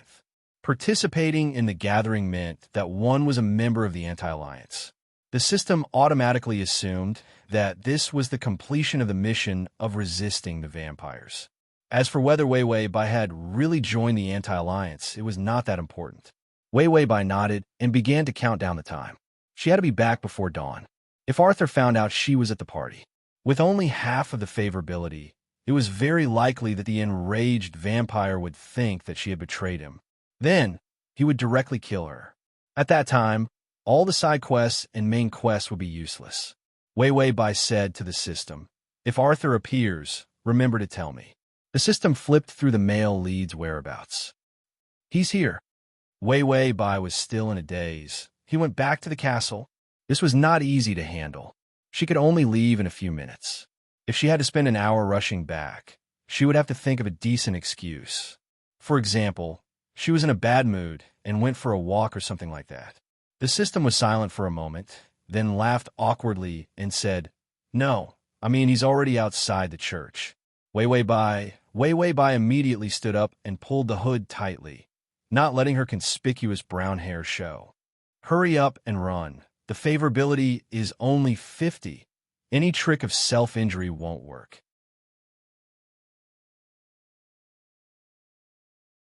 Chapter 9:30. For the first time in her life, a favorability of 50 made her feel uncertain. It was the system's first time seeing such an unconfident host. It immediately said, the back door is behind the cross. Run quickly. Wei Wei Bai nodded. She hurriedly grabbed the collar of her cloak and ran quickly. But before she could reach the cross, a hand suddenly tugged at her arm. Wei Wei Bai almost tripped. She turned around and saw a man wearing a mask. He had short black hair and was tall and slender. He looked somewhat familiar. The system immediately reminded her, the president of the student council. All the anti-vampire members of the city had come for today's gathering. Wei Wei Bai didn't have time to chat with this undercover president. She used all her strength and raised her leg to kick his calf. However, the other party was one step ahead of her. He quickly retreated and pulled her into his arms. He seemed to be a little surprised, but more than that, he was smiling. Look what I've caught, the little darling of His Highness the Prince. He said softly, his fingers carelessly touching her mask. Prey that walked right into the trap. Tell me, how did you get here? The people who came here were all anti-vampires. Only those who understood the special code could find this place. Wei Wei Bai had never appeared in their list, so she shouldn't have come to this gathering. Wei Wei Bai heard the system's reminder. The castle has been surrounded. Only the back door and the escape route are left. If she didn't leave now, she probably wouldn't be able to. Wei Wei Bai's expression changed. She was a little panicked, but more than that, she was calm and brave. I'm here to join the Anti-Vampire Alliance. The president didn't quite believe her. Oh, you're living a high and mighty life. These are all bestowed to you by your master. Are you willing to part with them? After all, there weren't many humans who could resist the temptation of being favored by vampires. The system suddenly reminded her, Batty, Wei Wei Bai, on the other hand, spoke too quickly. Her emotions were also very quick. I hate vampires. If it weren't for vampires, I wouldn't have been reduced to a captive. Furthermore, the humans that vampires harm are my own kind. How can I tolerate this? Her eyes were sorrowful and resentful, but there was also natural pity. Everything the vampires gave me was dirty. I've been looking for you for a long time. You don't know how happy I am to be able to join you. The system sighed. Bats are. With a wave of her hand, Wei Wei Bai put on a righteous appearance and took the opportunity to break away from Los's embrace. Then he swore, I will never submit to a vampire. That so-called master is just a despicable bandit to me. Luo was stunned for a moment, and the killing intent and vigilance in his eyes faded a little. It's very dangerous for you to join so rashly. Go back first, lest your master become suspicious. The various emotions in Wei Wei Bai's eyes calmed down. She said gently, "Okay, thank you for your reminder. This could be considered as a crisis being averted." Only then did she remember to ask the system, "What did you say Batty is?" Just as she finished speaking, the alarm outside the castle suddenly sounded, and the crows were all startled and flew away. Everyone's expression changed. "Not good. The vampire army has arrived. Quickly evacuate from here." Los immediately grabbed Wei Wei Bai's hand. "Let's go." There were too many people, and they all ran to the back door in fear. Suddenly, a bat screeched and attacked Los. Los had no choice but to let go of Wei Wei Bai's hand and threw out the fireball in his hand. The bat immediately disappeared on the spot, dodging the fireball. Is at https://www.sashu.com// the Chapter 9:31. A few key traitors have disappeared, and all the traitors in the cathedral were killed by Prince Arthur. Moore was helpless. Arthur's murderous intent is really strong. Doesn't he know to leave someone alive for interrogation? Suddenly, he smelled a sweet scent of blood that he had never smelled before. The hairs on his back stood up. This smell was the best. Moore immediately turned around to look for prey with this scent of blood. But he saw a familiar cold figure walking over from the cathedral. He carefully carried a petite body wrapped in a black coat. It was wrapped from head to toe, only revealing some beautiful brown curly hair.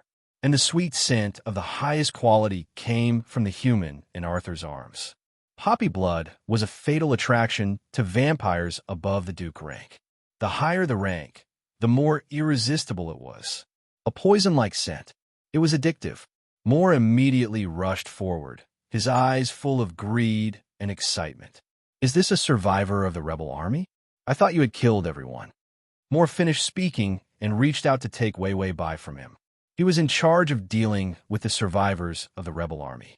But just as he reached out, a red light blade flew toward his body. Moore's expression changed. He raised his hand, and a blue ice blade collided with it. The blue ice blade was dissolved by the powerful light blade. Moore still couldn't dodge in time, and the light blade cut a frightening wound on his chest. Arthur's handsome face was like an ice sculpture, and his eyes were gloomy and irritable. "The rebels in the cathedral are all dead. Where are your hands?" "She's mine." Moore coughed and laughed as he spat out blood. "This is against the rules, Arthur. Even if she's your blood slave, her identity must be strange. Let me guess, this blood slave is a spy. You have to hand her over." Arthur looked at him coldly, his face expressionless. But his voice was gentle and soft. "Do you want to die? I'll grant you your wish." Moore's expression changed, and he quickly left. But it was too late. Countless light blades lit up the dark night. An abyss-like fissure appeared where Mo Air was standing. Any vampires facing such an attack, they might not be able to piece their bodies back together and die. Arthur carried Wei Wei Bai and walked over with a cold face. No vampires dared to stop him. After returning to the castle, Liz hurried over. When Wei Wei Bai ran away, she knew something was wrong.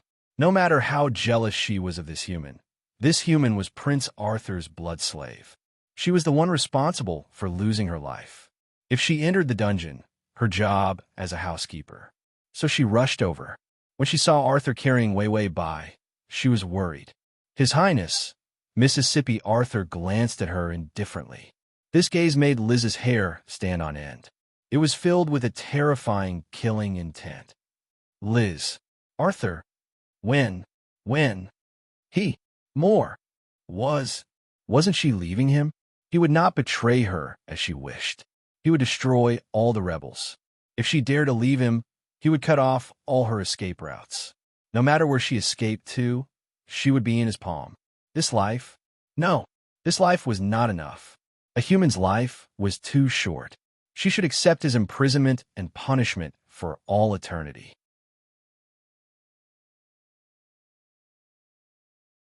Chapter 9:32. Immortality was a scary word. His first reaction was not to kill her. Her crimes were enough to kill her 1,000,000 times over. Arthur's heart hardened, his eyes sharp, and he threw by Wei Wei until he seized arms. Liz hugged her in a hurry. Arthur turned around and left. Throw her into the lowest level of the dungeon. Liz was shocked. Even the highest level of the dungeon was unbearable for humans. The lowest level of the dungeon was so bad that humans would probably die within a month. Liz hugged Wei Wei Bai and was in a dilemma. Did this blood slave offend the prince? She looked down and saw half of Wei Wei Bai's face popping out of her clothes. Her eyes were tear-stained, and under her face, there were horrible bruises all over her snow-white neck. It was obvious that they were violent kiss marks. Liz's hands trembled, but she still obeyed the order and sent Wei Wei Bai to the lowest level of the dungeon. The dungeon was extremely dark, with only a small lamp. There was no sound, only endless darkness and endless silence. It was enough to drive anyone, including the bloodbreeds, crazy. When Wei Wei Bai woke up, she complained, "At least let me take a shower. My whole body is," the system said. "Put it mildly. If you're too direct, I'll have to look at the bullet screen again." The bullet screen army was now controlling even the conversation. Whoever dared to say dirty jokes would be banned from the bullet screen. Wei Wei Bai shut up and moved her feet. She heard the sound of iron chains clanking. She was silent for a moment. Then she said, "Is this the imprisonment joke?" This joke was not only old and hard to understand, but also frequently appeared in her strategy world. The system said earnestly, "Just bear with it. Although your affinity won't go up, you're green by 20%. Wei Wei Bai looked up and saw that her HP bar was green by 20%. How did it turn green so quickly? The system explained, because the male lead is the main character of this time's elimination of the Anti-Vampire Alliance, and because you resisted and rejected him, causing him to be hurt, the main system considered that you succeeded in resisting the vampire army, and gave you a green score. Wei Wei Bai, this weird calculation method. Very experienced, she pulled on the chain and calculated the length. Then, he looked at the system's map of the dark dungeon. She found that the dungeon she was locked in was the largest and most well-equipped one. There was also a bathroom. Although it was very old, at least there was water, ice-cold water. Wei Wei Bai didn't care about anything else. She probably wouldn't be able to sleep with such marks on her body. Shivering from the cold, she groped her way through the shower in the dark. Only then did he realize that he only had Arthur's coat left. As for the rest of his clothes, they were all torn apart. Wei Wei Bai did not mind. She wrapped her body in the clothes and curled up to sleep. The strategy had been derailed to this extent. She was very glad that his favorability was still at 50. She sorted out the entire process from beginning to end. Then, she counted her life points. It was so painful. Every second spent was painful. Wei Wei Bai, who was so stingy that she was trembling, gritted her teeth and bought a data modifier from the system. "Change it for me. Change it severely. Anyway, do whatever you want to do with vampires." In this world, the strategy target had no grudges with her. She thought that there was finally a small and fresh world, and that she could have a sweet and beautiful strategy trip. She didn't expect that the strategy target had no grudges with her. She had to work hard to have grudges with the strategy target. Yes, the data she wanted to change was this. The original owner's parents were both killed by vampires. / to facilitate your next reading, you can click on. Chapter 9:33. The atmosphere in the castle was getting more and more gloomy. Before Wei Wei Bai came, Prince Arthur's work and rest were very normal. He would sleep for a few months, then wake up for half a day and continue to sleep. At most, he could sleep for a year.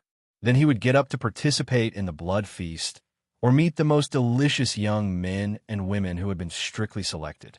Of course, without exception, he would fall into irritable hunger with nothing to show for it, because none of those humans could satisfy his appetite.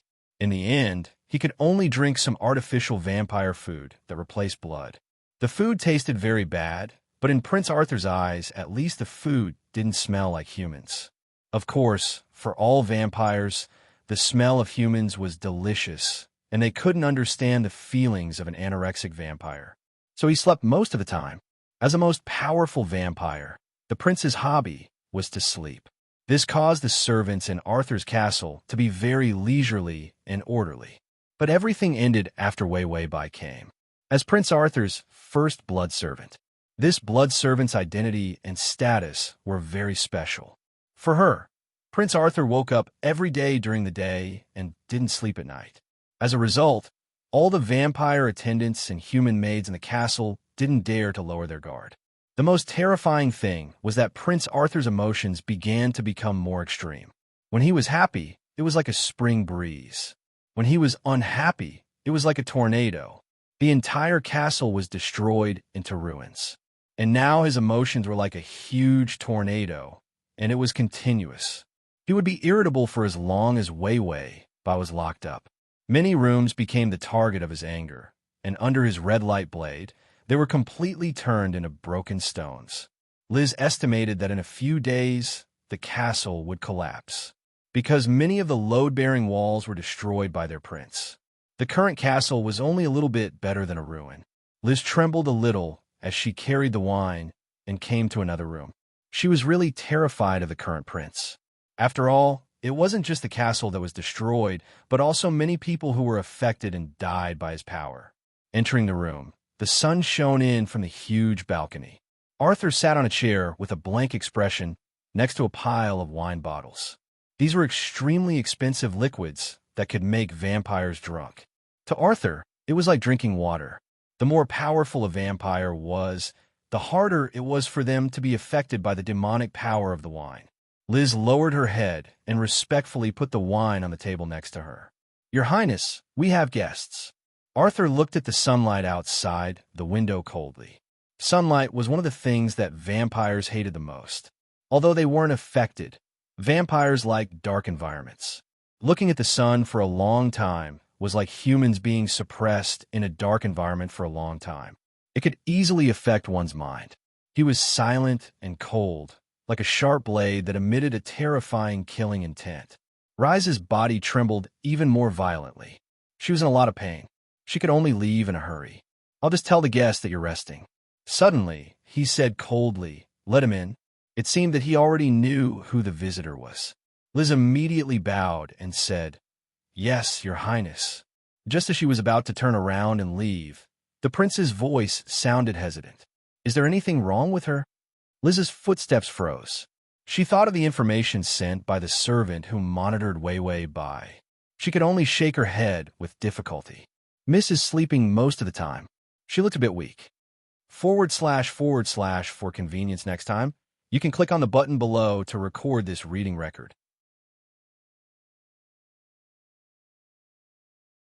Chapter 9, 34. Arthur didn't say anything, but he still didn't want her to leave. Liz knew that he wanted more information. She thought for a moment before answering. Miss didn't refuse the food and didn't show too much emotion.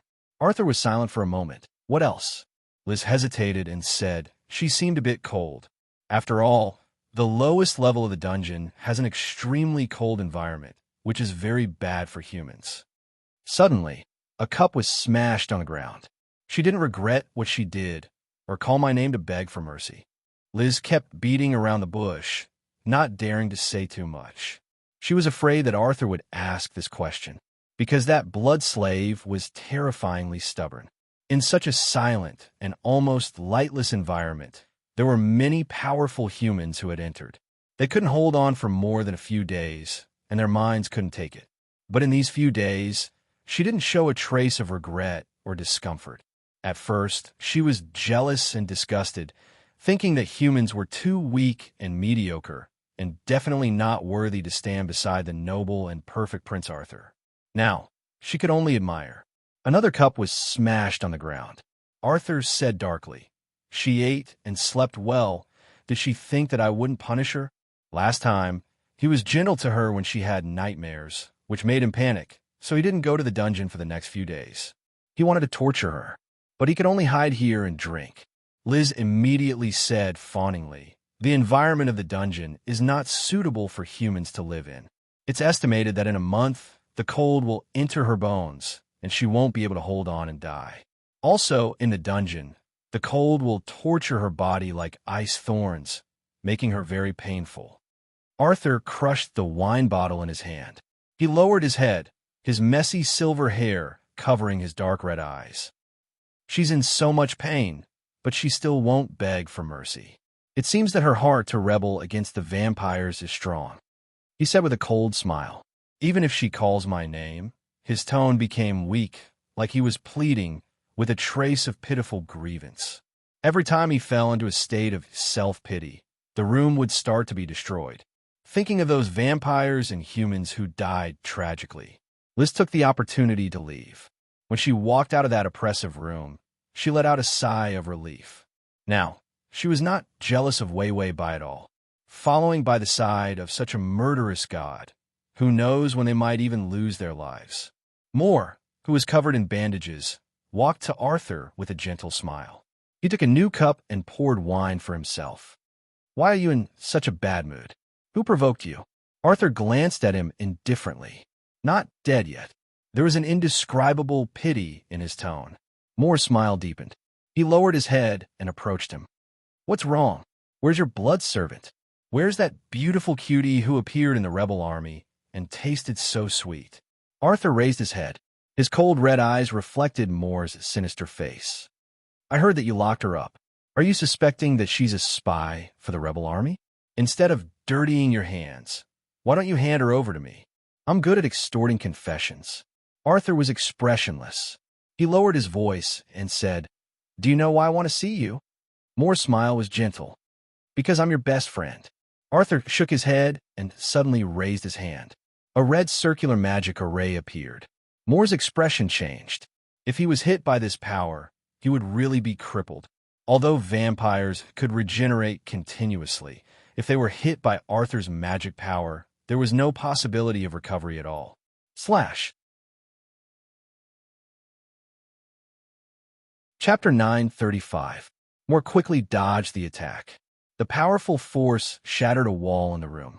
Arthur also stood up slowly and gracefully. His back was to the light. His face was cold, but his aura was cold and threatening. I'm in a bad mood. I need a sandbag. You're more durable. Moore, I finally know why the butler looked at me with pity. When Arthur was in a bad mood, he hid a sandbag. It was too cruel.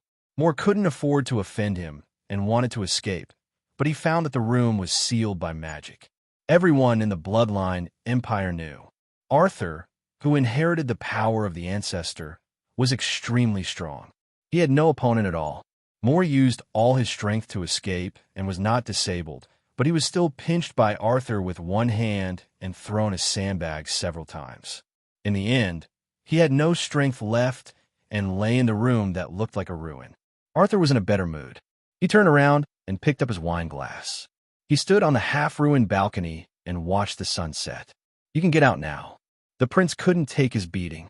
What a piece of trash. Moore stood up impatiently and staggered out. When he reached the door, he suddenly turned around and smiled maliciously.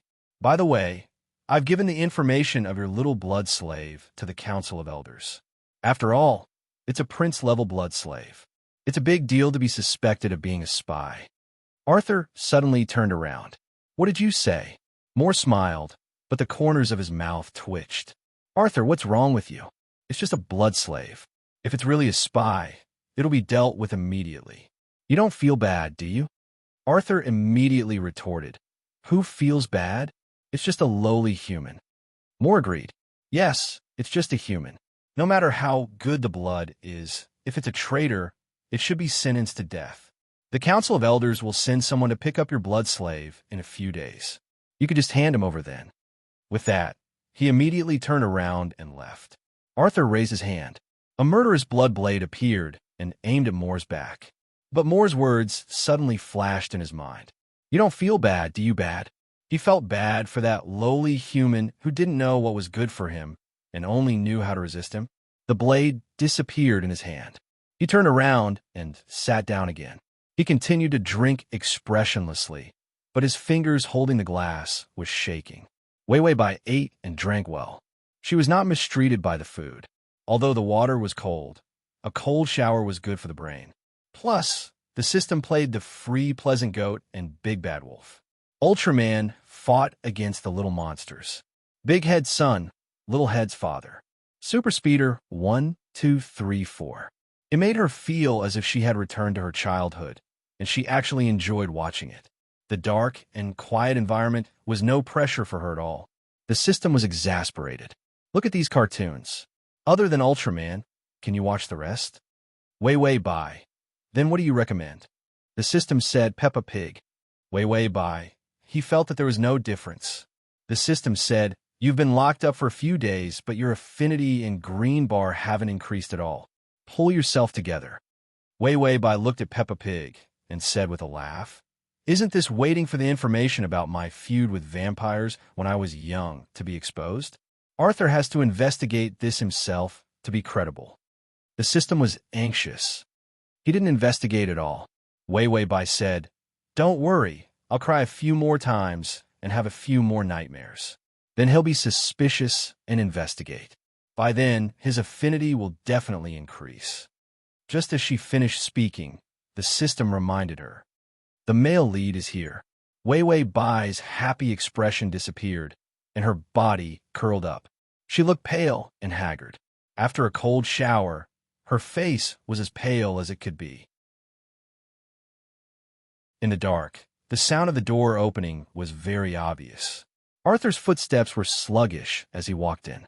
His red eyes were filled with suppressed emotions, as if he was about to explode at any time. Download the at https://m sashu.com// to make it easier for you to read it next time. You can click save at the bottom to record this chapter.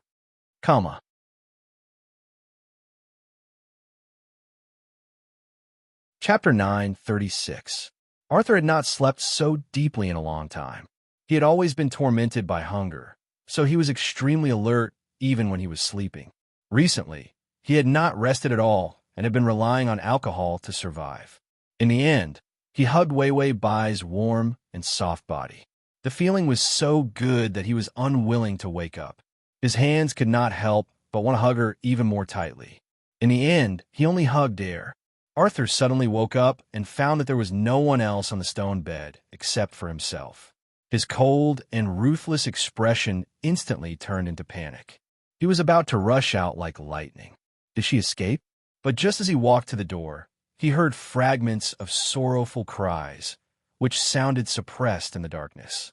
Arthur's footsteps stiffened, and he turned to look at the ancient bathroom. It was made of stone, so the soundproofing was not bad, but it could not stop the vampire's good hearing. She wanted to take a bath again. The cold water, the cold and dark dungeon. This was not a living environment prepared for humans. Her body was in a very bad condition. Be sensible. She knew that she should not touch cold water at this time and accelerate the loss of her life. So, was she asking for death? Or would she rather die than leave his traces on her body? Arthur's hand reached for the door. With a light push, he could pull her out. Dad, Mom, I want to go home.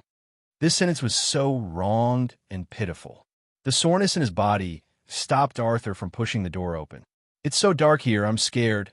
He stood in front of the dark door, listening to her helpless cries. I won't be tempted by him. Vampires are my enemies.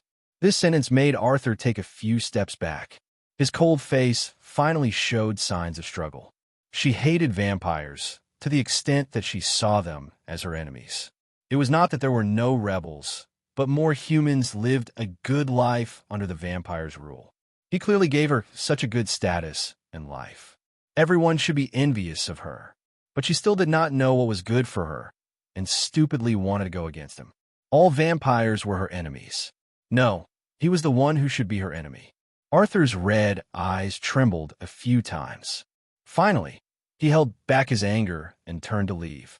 If he didn't leave, the killing intent of the Blood Clan in his body would erupt.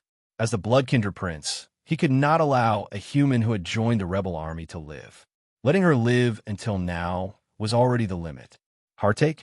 He was just a lowly human being. It was not worth his heartache. Arthur closed the heavy dungeon door and walked out with a gloomy face. The next day, the garrison of the House of Elders sent someone over. They were in charge of the trial of the rebel army. As for Wei Wei Bai's appearance at the rebel army's gathering point, the Elder Council believed that she was most likely a spy by the prince's side. If something happened to the Grand Prince, the Empire would suffer heavy losses. Everyone attached great importance to this spy incident. Arthur sat in the room, the moonlight illuminating half of his delicate and cold face. His eyelids were half closed, and his thick and long eyelashes cast a shadow under his pale eyes. Liz said cautiously, "The Elder Council is here to ask for him." Arthur was expressionless. After a moment of silence, he said coldly, "Let them take him away." This sentence was like a blade, full of killing intent. The cold and cruel prince seemed to want to make a decision. He suppressed the surging emotions in his heart, not allowing himself to be swayed in the slightest.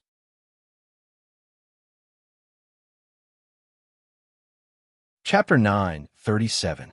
The pride of a prince did not allow him to have the slightest bit of pity for a human who resisted him. This was cowardice. He hated himself for being controlled by unknown emotions, making his cold and unshakable heart a captive of those inexplicable feelings. So, he had to give up on Wei Wei Bai.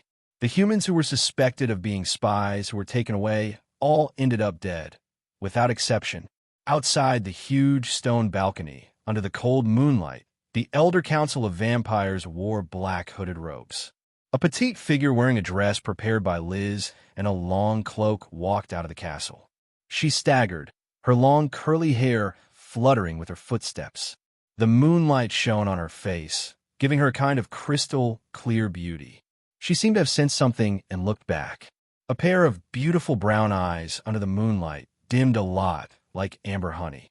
Her eyes were calm, without fear or regret, as she did not beg for mercy. She even took the initiative to walk towards the Grim Reapers, then extended her slender and weak hands to let them handcuff her. Arthur suddenly stood up and walked to the edge of the balcony, staring at her with a terrifying gaze. She finally realized that someone was staring at her. Wei Wei Bai looked up again and saw him standing on the balcony. The silver-haired vampire looked down at her, like a god looking at an ant. There was a slight fluctuation in her eyes, a fragile longing, struggling pain, and a trace of imperceptible admiration. These were all emotions that only lasted for a moment. In the blink of an eye, they were suppressed by her. She lowered her head, thinking of something, but she smiled as if relieved of a burden. This smile was very relaxed. It was as if going to die was a relief for her. Then she did not look back and left with the vampires. The vampires' car left the castle. It slowly disappeared in front of Arthur. Arthur was stiff for a long time before he realized that his fingers had crushed the stone railing on the balcony. He suddenly turned around and continued drinking, unable to calm down. But for some reason, he kept thinking of her smile of relief in his mind. Did she not know that she was going to die? How could she still smile? It was as if leaving him. Even if it was death, she would still be happy. But what did her last look mean? Arthur held the glass and lowered his head. His fingers kept trembling. Until dawn, he still couldn't figure out why. And because he drank too much wine, he finally felt drunk. He did not resist the magic of the wine and let the drunkenness drag him down. In a trance, the sun shone in. A white figure, like a butterfly, landed lightly in his arms. He looked up in surprise, only to see Bai Wei Wei looking at him with a smile. "Arthur, do you like me?" Arthur stared at her blankly for a long time and couldn't help but reach out to touch her face. One obedient face, white and cute. This was his little pet. He couldn't help but nod. "If you're obedient, I'll like you." Bai Wei Wei suddenly lowered her head and kissed his thin lips, lingering and warm. This kiss made him feel an overwhelming sense of pleasure. She leaned against his neck and murmured, "Am I good?" Arthur reached out to stroke her hair and smiled gently. "Very obedient." "Bai Wei Wei, then do you like me?" Arthur said, yes. He liked her so much that he became weak, cowardly, and he hated himself for being so hesitant. Ding! The male lead's favorability has increased to 60. / the. Chapter 9:38. He disliked her. He knew. So he had to cut off this emotional tie before it turned into a deep love. Because he hated the weak, he only wanted to be strong. But when she was in his arms, he couldn't help but want to pamper her even more. He sighed and kissed her hair. Don't resist me anymore. Just be my blood servant. When your blood doesn't taste good, I'll grant you the identity of a vampire. Didn't all humans like this identity? They liked it so much that they didn't hesitate to kill each other. After Arthur finished speaking, he suddenly realized that there was nothing in his fingers. He woke up from his drunken state, and the warm sunlight shone on him. He sat on the floor, surrounded by wine bottles. There was no sign of Wei Wei Bai. Arthur's expression turned cold. He was stunned for a while. Then he stood up, walked into the room, and entered the coffin. He decided to sleep. Humans were fragile. When he woke up, she would be old and dead, no longer able to affect him. Wei Wei Bai was in the prison of the elder's house, gnawing on tasteless bread. Sigh, this stupid Chinibyu is too hard to attack. I've already lost half my life, but his favorability has only climbed to 60. I'm so cute. Why can't the target fall in love with me at first sight, have deep feelings for me at second sight, and have a favorability of 100 at third sight? The system said earnestly, how can you love someone based on their looks? Love is too superficial. Wei Wei Bai thought for a while. No, if a 300-pound fatty were chase after me, I definitely wouldn't be moved. Even if that fatty was the richest man in the world, had the best talent and the best personality. She couldn't do it. The top narcissistic dog Wei Wei Bai said straightforwardly, I'm ugly, I don't deserve love. System, it was bad enough that she was ugly, but she was still cursed every day. Could you give these ugly dogs a way out? The closed door of the dungeon opened, and a young man with a feminine appearance walked in, followed by a few guards. My little cutie, you look so pitiful. She was very cute, but what was up with this man who acted so familiar with her? The system immediately told her about Moore's information and his perverted fetishes. He was not her target. Wei Wei Bai was not interested. Moore squatted down and said in a friendly manner, You're Arthur's blood servant. How can you be used to such coarse food? Give me another dinner. Wei Wei Bai looked at him silently, but she didn't reject the dinner. Her movements were restrained and elegant. It was impossible to tell that she was a human who had walked out of the slums. Moore observed her with interest. After all, it was rare to find such a tasty human. This aroused his intense appetite. He couldn't help but gulp and say, What's your purpose in getting close to Arthur? Bai Weiwei glanced at him indifferently and continued to eat. Moer's smile became warmer, but his eyes were very cold. Did the traitor's spies poison their own blood and then feed it to him to make him weak? This was a tactic that the traitor army spies often used. Suicide attack. They turned themselves into blood servants and turned their blood into poison to corrode the vampire's body. Wei Wei Bai finally finished eating. She wiped her mouth with a napkin and said calmly, Purpose? I look down on vampires and hate you. I don't want to get close to you, and I don't want to have anything to do with you. To facilitate your next reading, you can click on the button at the bottom to record your reading record. Next time you open the bookshelf, you will be able to see it, if you like.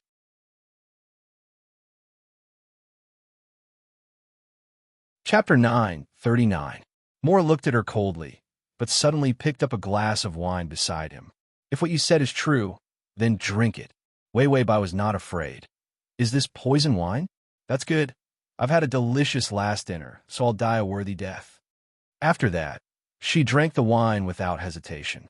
Moore stared at her, but he did not see any trace of fear in her. There really were humans who were not afraid of death. After drinking the wine, Wei Wei Bai started to feel dizzy. She collapsed on the ground and looked at Moore helplessly. The system said, This wine is a confession potion. You'll tell the truth after drinking it. Wei Wei Bai frowned. How effective is it? The system said, Who do you think is the most beautiful person in the world? Wei Wei Bai said, Me. She was straightforward and not hypocritical. The system said, The confession potion's effect is that your answers are so honest. Basically, she would answer whatever Moore asked without any pretense. The system said proudly, My magic is boundless. I'll give you some spiritual support, so you won't be affected by this thing. Wei Wei Bai was alarmed. How much life points do I have? The system said, 3 days. Wei Wei Bai was speechless. Moore had already started to ask, what's your position in the rebel army? A blood servant of the rank of prince must have a high position. Wei Wei Bai was confused and finally answered, what's the rebel army? Moore was speechless. What the hell? Didn't she appear in the rebel army's gathering? How could she not know what the rebel army was? Sensing something was wrong, Moore asked again, why did you appear in the rebel army's gathering? Bai Weiwei frowned and seemed to be resisting something, but her weak struggle only lasted for a while. Finally, she couldn't hold on any longer and said weakly, I was scared. I could only run away from him, but I didn't know where to go. Then I saw a few people in cloaks and masks running past.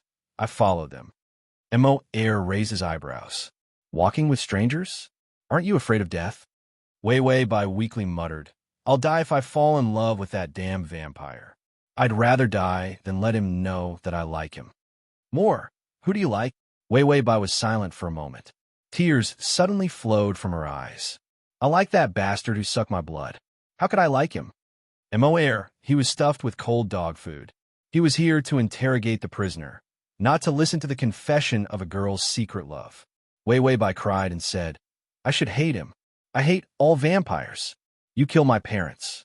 I hate you. Mo Air, Weiwei Bai, why would I like him? He won't even look at me. He even locked me up and abused me. Moore silently covered his ears with his hands.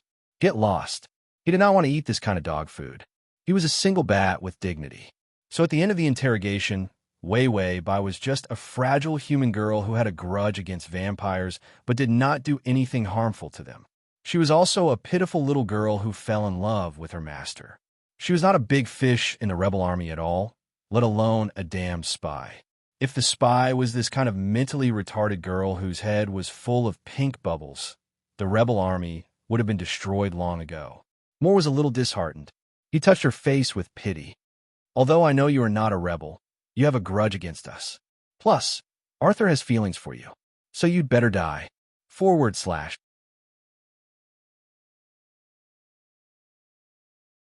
Chapter 940. Arthur's emotional fluctuations were so obvious. Only that emotional retard didn't realize how he felt about his blood servant. Arthur was very important to the Blood Kindred Kingdom. His combat power was heaven-defying. He was the pure-blooded descendant of the ancestor, and he was God's favorite. He was the most likely to take over the position of the 13th Elder. Moore himself was a strong supporter of Arthur. That was why he would remove any obstacles to Arthur's succession in advance, including the ridiculous possibility that Arthur would fall in love with human girls. He would remove in advance, too. That was why Moore said to Weiwei Bai with a rare pity, I won't torture you anymore. I wanted to suck your blood dry, but since you didn't hurt Arthur and even adored him, I'll let you die quickly. There were many kinds of death sentences, and he would choose the less painful one to reward her. After that, Moore stood up coldly and turned to leave. Weiwei Bai's a traitor.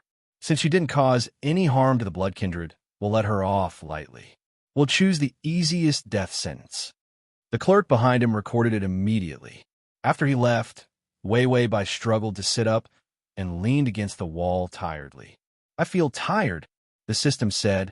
You have a fever. It was a problem caused by taking a cold shower. Weiwei Bai touched her head. She really did have a fever. The system said, you'll be executed tomorrow. Do you want to use your life points to escape? Weiwei Bai said, what's that Shinibu doing? The system said, he's suffering from insomnia. He's irritated and asked someone to find a beautiful girl for him to drink blood. Weiwei Bai said, I'm not dead yet, and he's already looking for a replacement. That scumbag. The system said, escape first. If the target's affinity was too low, he might not remember to save her. Weiwei Bai thought for a moment, then closed her eyes and said softly, let's wait. Tomorrow is the turning point. If he doesn't come, we'll think of something then. She was used to wandering on the edge of life and death, so she accepted it calmly. If she wanted to fight for her life, she had to give it her all. The Blood Kindred's execution time was at night. She was led to the judge's stand. A vampire with a long sword stood beside her. Wei Wei Bai's hands were tied with ropes. Her face was flushed red as she looked around tiredly. Morse sat in the front seat, and beside him were several guards who accompanied him. The sword will cleanly cut off your head.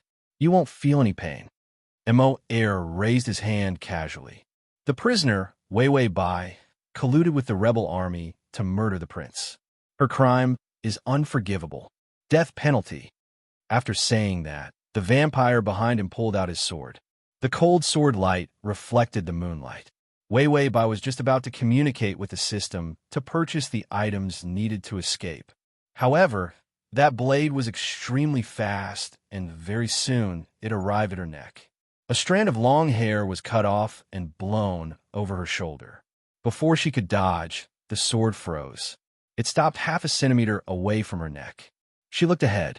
He saw the shocked expressions of Mo Air and all the officials. Just as she was about to turn around, a beautiful pale hand covered her eyes. Then her entire body was pulled into someone's embrace. This embrace was so cold and domineering, but also filled with a sense of security. His voice was low and suppressed, with a trace of vexed fragility. "I'm hungry." Wei Wei Bai's body stiffened, as if she couldn't believe who was behind her. The man's kiss was on her neck, but he didn't hurt her. His long hair fell over her shoulder, so gorgeous that she could see the light. "Without you, I can't sleep."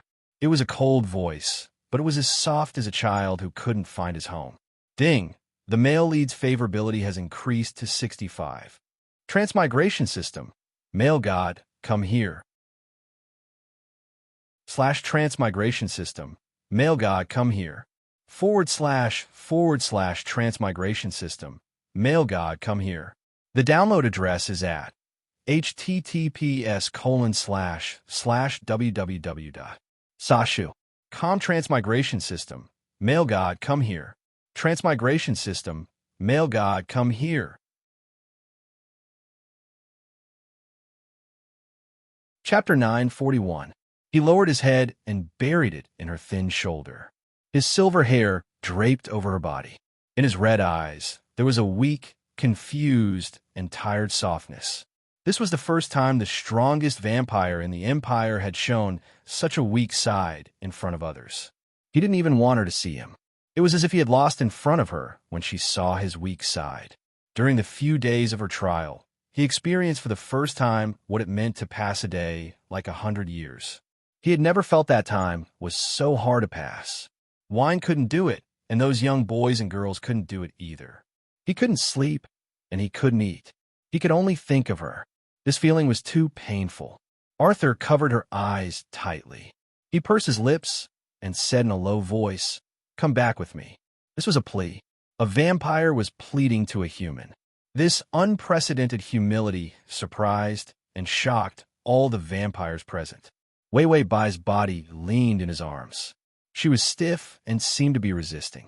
The prince who had chased her here had really thrown away his 100 years of face and dignity. He restrained her with his arms and said word by word, "Come back with me. Don't be stubborn, okay?" He was actually asking. He didn't take her away domineeringly and unreasonably. Wei Wei Bai looked at the health bar above her head silently. It had turned green. When she didn't answer, the health bar increased by 10%, a total of 30% green. She didn't expect that resisting Arthur would give her so much green. It seemed that Arthur's identity and status were very important in this vampire empire. So important that the empire would tremble if he was uncomfortable. She stopped while she was ahead. After all, it was very dangerous to resist a vampire prince to death when his favorability hadn't exceeded 70. Plus, her body really couldn't take it anymore. Her body was weak. She had a high fever, and cold air entered her body. No wonder this plane only took 6 months to conquer. If this continued, this body would really only last half a year. Wei Wei Bai felt the embrace behind her. It was getting more and more confining, even to the point that she couldn't breathe. At the last moment when Arthur exploded, she finally nodded gently. He nodded his head in a reserved and suppressed manner.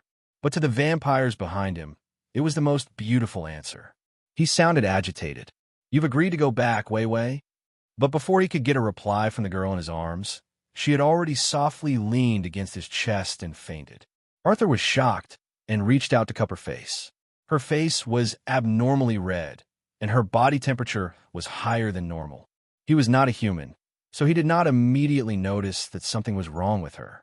Only now did he realize that her body temperature was frighteningly high. Arthur's face darkened. He reached across her knees and easily hugged her into his arms. Bai Weiwei furrowed her brows tightly and let out a pained and fragmented groan. The redness in Arthur's eyes deepened, as if a terrifying storm was brewing. He looked up at Moore. His eyes were filled with killing intent. Moore gripped the armrest tightly. He stood up slowly and said with a smile, "Arthur, she is a member of the rebel army. Are you trying to protect the rebel army?" Once this accusation was put on him, it would not be easily dealt with. Arthur's expression turned cold. All the weakness he had in front of Weiwei by just now had disappeared. He said calmly, "Yes, I am covering for her." So matter-of-fact and domineering. Moore finally could not smile. "Arthur, she is only a human. Even if she turned into a vampire through the embrace, she is still a sub-vampire with a low status. The Sacred Blood Conference is about to begin. Are you planning to give up your position as the leader?"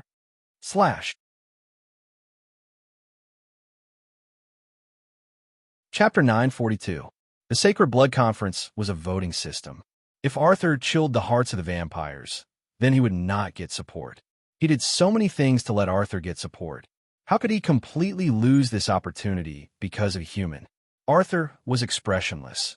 He did not feel Moore's emotions at all. He asked indifferently, "Did you touch her?" She had a few traces of Moore's aura on her. It was something that could only be touched when a vampire was very close to a human.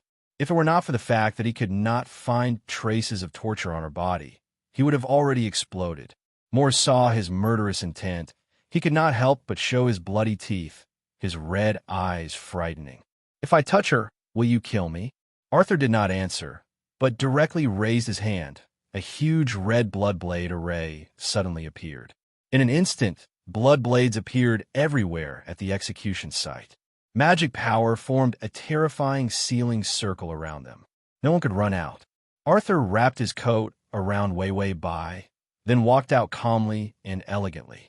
When he passed by Moore, he lowered his head, his eyes cruel and cold. "You didn't touch her this time, so I won't kill you." His tone was like a gift. Facing a vampire of the same prince level, Arthur looked like he was facing a lowly slave. He had been in a deep sleep for many years. He rarely woke up, and he rarely went out. So many people had forgotten how terrifying and cruel he was when he quelled the rebellion, and how admirable he was. As long as he was around, the vampires, no matter what happened, they would not be wiped out. Moore once again felt the suppression that surpassed the prince level. They were of the same level, but Arthur could suppress him.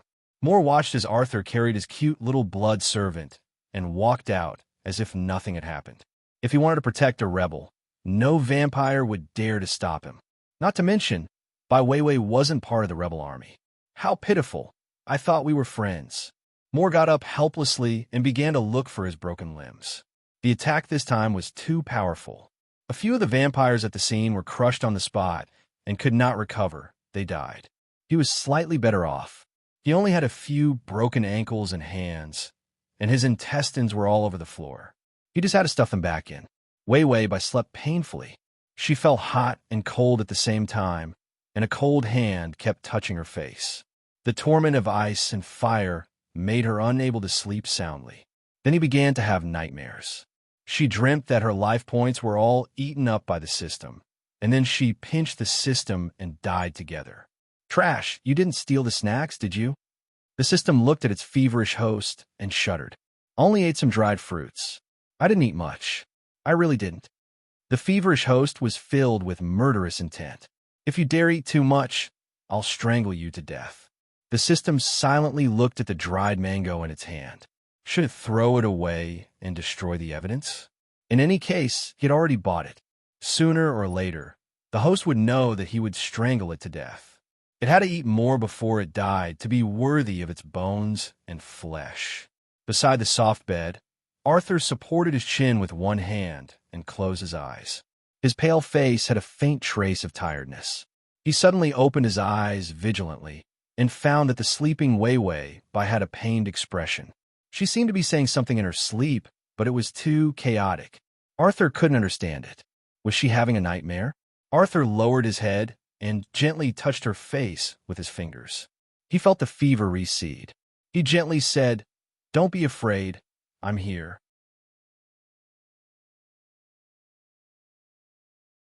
Chapter 943. This sentence made her expression calm down, and the sound of her shallow and steady breathing could be heard. Arthur let out a sigh of relief before lowering his head and kissing her soft and beautiful hair. His expression was surprisingly gentle. The light of the day made him uncomfortably close his eyes. But when he thought of the doctor's words, he resisted the urge to close the curtains. The doctor said that he couldn't force her to drink his blood anymore, although the blood of a prince had the ability to repair the human body. But if it was used on humans who were too weak, it could be effective in the short term, but it was based on overdraft of life. In other words, the more he fed her blood, the shorter her life would be in the future. Humans were truly too weak in front of the blood race with eternal life, and she needed sunlight. The days in the dungeon had worsened her body's weakness. She needed a bright and stable environment. Arthur had never been so careful to raise such a young girl. He was afraid that her fragile, soft, delicate, and beautiful life would disappear because of his carelessness. Liz bent her body and silently appeared behind Arthur. "Your Highness, the information of the interrogation is here. The clerk is also waiting outside." Arthur took the information. He clasped Wei Wei Bai's fingers, kissed them, and said softly, "I'll be back later." This kind of prince was terrifyingly sticky. What was even more frightening was that the young girl didn't wake up at all. Arthur turned his head, and his expression had changed. He stood up and walked out with a cold arrogance on his face. The clerk fearfully told him the process of the interrogation. Arthur's expression was cold. In other words, she didn't join the rebel army. She just accidentally entered the gathering place, and then you deliberately sent her to her death. The clerk didn't dare to say anything. This decision wasn't something small shrimps like them could make. Wasn't this the judgment of Moore's prince? Arthur snorted, "I'm too kind to you. You know that she's my baby, but you still dare to treat her like this." "Clerk, baby, you even sent her to trial. You changed your attitude too quickly." He answered with fear, "Your Highness, this is not something we can decide." Arthur continued to ask, as if he didn't hear him, "What happened to her parents?" The clerk said, "I think he was killed by vampires. We haven't investigated it yet." Arthur's face darkened. "You didn't investigate anything, and you convicted her." The clerk trembled in fear. "Your Highness, when you sent her for trial, didn't you tacitly approve of her death? When humans were brought to trial by the vampires, almost all of them died. Even if they were wrongly accused, they would still die. Because humans were too lowly, death was insignificant. Therefore, when Arthur sent her over, they thought that he was going to kill her. Even if he knew that she wasn't a rebel, he still wanted to get rid of her." Arthur also thought of this, and his body felt like it was being pricked by needles. He frowned and thought for a while with a cold face, just as he was about to raise his hand to get rid of these clerks. Suddenly, a familiar sweet smell drifted past his nose. Arthur immediately turned his head, only to see a light blue pajama skirt flash past on the stairs of the hall. It was Wei Wei Bai's nightgown. She heard everything. Wei Wei Bai's footsteps were a little weak. Just as she ran into the corridor, she didn't have time to push open the door. A hand passed over her shoulder and rested on the door, locking her in an embrace. Wei Wei Bai turned around and found Arthur standing in front of her. His face was still expressionless, but his thin lips were tightly pressed together, as if he was enduring something.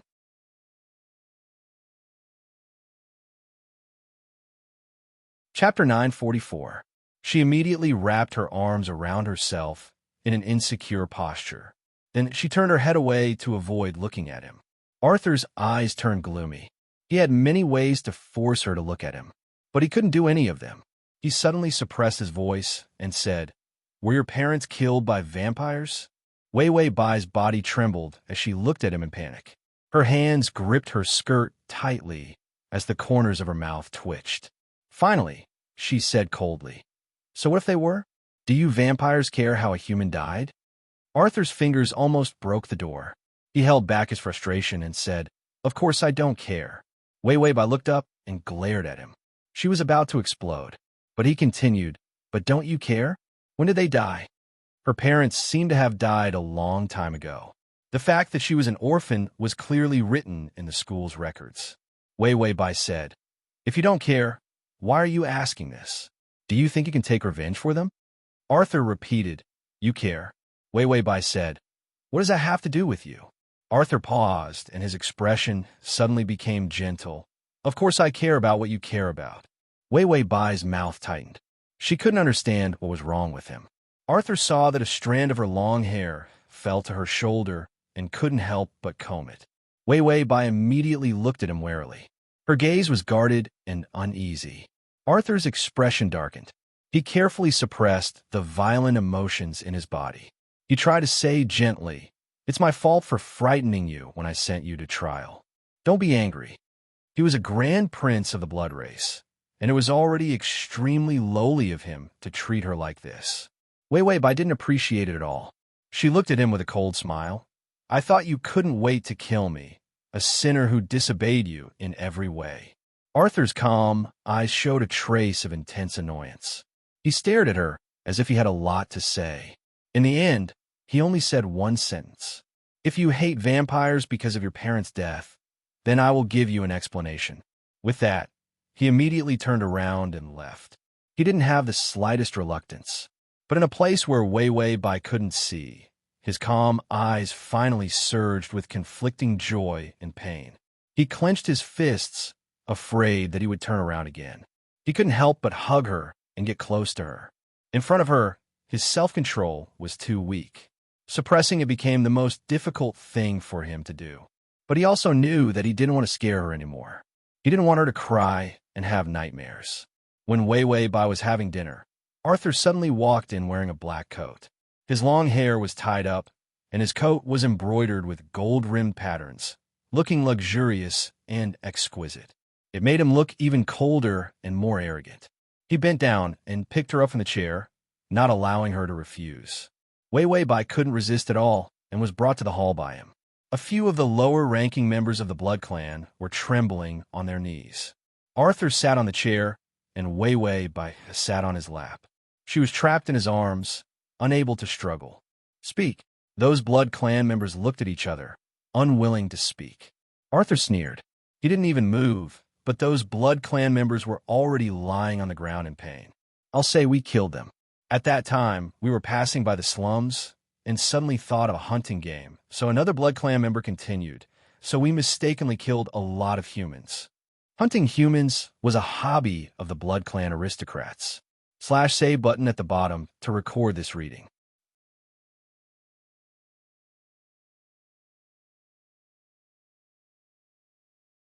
Chapter 945. Often, when the vampires gathered, they would encircle an area where humans lived. Usually, it would be the slums, and then they would start to hunt humans. Whoever killed the most humans would be the winner. Arthur was expressionless and unmoved, but the person in his arms started to tremble. He looked down and saw that her eyes were filled with anger and hatred. This anger made Arthur tense up, and he even felt heartache for the hatred in her eyes. Arthur already knew the truth. He thought for a while before making a decision. "Continue." One of the vampires immediately said, "I've killed too many people. I really can't remember their names." This was the truth. The high and mighty vampires had a hard time remembering the names of humans. This sentence finally ignited the anger of the girl in his arms. She suddenly pushed Arthur fiercely and escaped from his arms. She had already rushed in front of the vampire. She raised her hand and ruthlessly slapped the Blood Clan member without any hesitation. The vampire was stunned after hurting his hand, but it didn't hurt much. After all, a human strength was still too weak to attack a vampire. Wei Bai lowered her head, and her long hair fell. Her pale face was dyed with a bright red, and her round and harmless eyes burst out with an unimaginable light. At this moment, she was like a lush flame that burned people's eyes. Arthur sat up straight, and the careless expression on his face disappeared. This was the first time he had experienced the hatred of humans. It could actually bring such great power. She said word by word, "That's right. Humans are as lowly as ants. You can kill them as you want, but you don't need to remember who we are. We're just pigs, dogs, cows, and sheep in your eyes. So what if we die? I still remember how you looked like. At that time, I hid under the bed and saw with my own eyes how you dug out my mother's heart with your fingers, and how you killed my father with one kick." At this point, Wei Bai couldn't continue. Her voice was trembling badly, and her eyes were red. She was in pain and despair. "I hate you, you animals." Arthur had already stood up. He never thought that she would be in so much pain. To him, the death of a human was something he did not care about at all. Therefore, he knew that she hated him because her parents were killed by vampires. He looked at the information and found that he didn't kill her by mistake. He heaved a sigh of relief and let her vent her anger on the murderer. That way, she wouldn't hate him. But when he saw the hatred and fury in her eyes, he realized that she might already hate all vampires. Arthur immediately walked over, casually pulled out a sword, and stuffed it into Wei Bai's hand. He held her hand and pointed the sword at the vampire. "He was the one who killed your parents. Wei, I killed him with my own hands and freed myself from hatred." This was his goal. He wanted her to let go of her hatred. Wei Bai's fingers were trembling badly. She suddenly said coldly, "Let go of me." Arthur was silent and hesitant. "Let go," she snapped. Ordering a prince around like this was simply courting death. But to everyone's surprise, the prince only hesitated for a moment before letting go and taking a few steps back. He said worriedly, "Don't hurt yourself." Wei Bai tightened her grip on her sword and remained silent. She didn't even turn around to look at him. She walked step by step towards the vampire with her back straight. Then, she raised her sword and threw it out. But she didn't kill the vampire. Then, she didn't even look back as she walked out.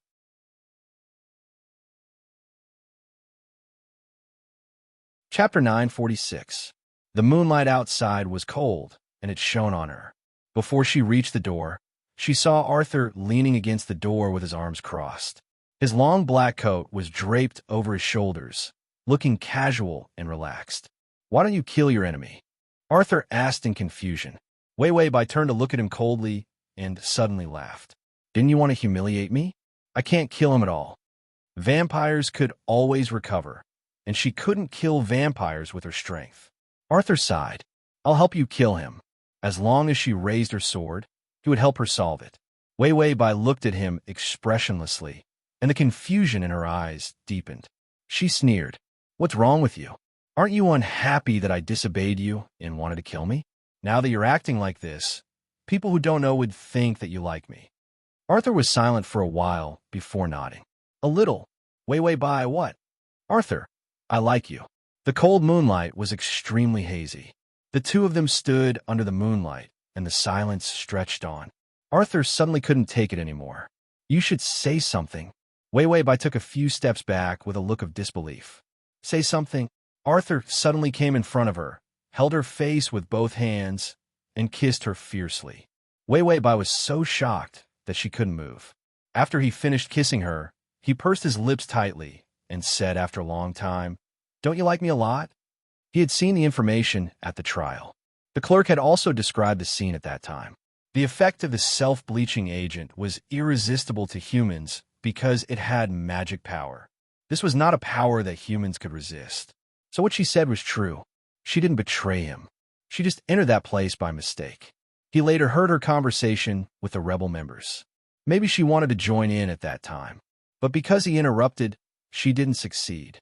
And she hated vampires and even wanted to join the rebel army because she had a grudge against them. For the first time, Arthur saw in the file that she liked him about it. His mind was in a daze, and then he was ecstatic, but he suppressed it. He was afraid that he had made a mistake. That was why he had found her enemy. All she had to do was take revenge. Would she admit that she liked him then? Wei Bai was in a daze. She repeated foolishly, "I like you." For the first time, Arthur felt nervous. If it wasn't for the fact that he wasn't sweating, his palms would probably be wet like a disappointing human. He was extremely reserved. Didn't you say that you like me? Wei Wei Bai's eyes went blank, and then she panicked. She suddenly retreated, wanting to dodge. No, I don't like you. Who told you that?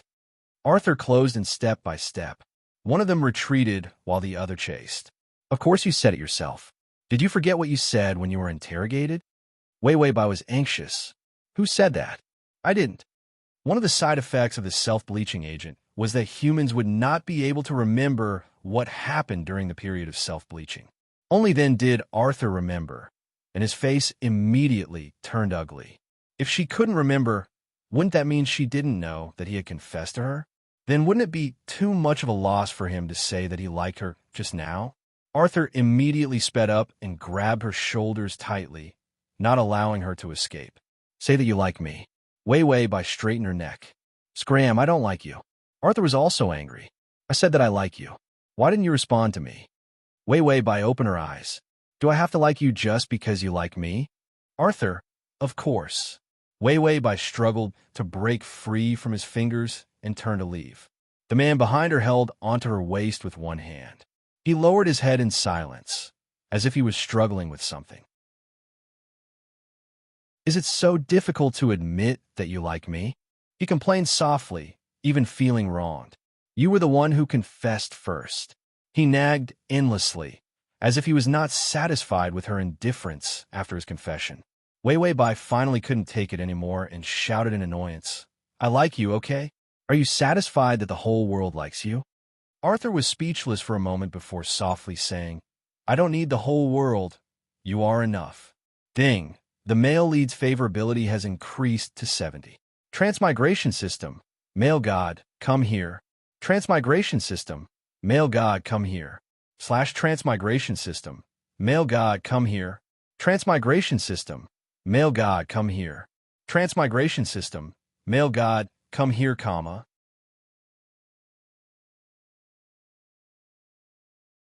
Chapter 947. A favorability of 70 was actually like a favorability of 90 on a Chinibu vampire. Wei Wei Bai had never seen such a clingy man. What style do you like when you renovate the castle? Arthur dragged her to the front of the castle and pointed at the trees in front. He directly ordered the butler. Girls don't like forests. Cut down the trees and plant roses. Wei Wei Bai, what the hell was with planting roses? She didn't like roses. But before she could say anything, Arthur dragged her to the back again. When you rebuild the damaged room on the 3rd floor, give me a new style. Add more pink lace, make the balcony bigger, and give me a set of white tea table and chairs. It's exquisite and pretty. All girls like it. Wei Wei Bai, I don't like it. Before she could finish, Arthur suddenly waved his hand angrily and scolded the maids and the butler behind him. The style of this castle is not good. It's not the style of a young girl. Change it for me. Wei Wei doesn't like it. Wei Wei Bai, she suddenly felt very tired. She didn't want to see a pink castle. It was too scary. Liz asked respectfully behind her, Miss, what style do you like? Is soft and delicate decoration okay? The butler was still the best. Wei Wei Bai looked at her gratefully and said, I like the atmosphere. Arthur's face immediately darkened. How are you on duty? The softness is not enough. The outer walls of the castle are too cold and hard. Paint them all pink. Plant roses in the inner and outer courtyards. Make them pink. Renovate the room. Make the bed warmer. Make it light yellow. Oh right, the outer walls of the castle are too monotonous. Plant roses. Let the whole castle be filled with flowers. The flowers must be pink. Wei Wei Bai, no, she refused. It was too scary. She didn't want to live in a pink castle full of flowers. Arthur concluded, Wei Wei will like it. Wei Wei Bai, no, I don't. Arthur lowered his head and revealed a gentle but very pressurizing smile. You like it, right? This smile actually contained killing intent. Wei Wei Bai felt like she would be killed if she didn't say she liked him. She compromised. I like it, Arthur said. Yes, I knew you would like it.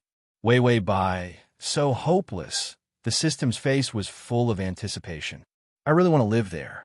What a romantic castle. Wei Wei Bai, even more hopeless. After deciding on the style of the castle's decoration, Arthur waved his hand, and the maids brought in the clothes one by one. These are all the latest dresses this year. I asked them to send one of each. What kind of dress do you like? Wei Wei Bai looked at the line of maids that were about to leave the castle. The number of dresses was too terrifying. She wanted to be free, so she casually pointed at a dress that was more conservative in color but had a very smooth design. This one.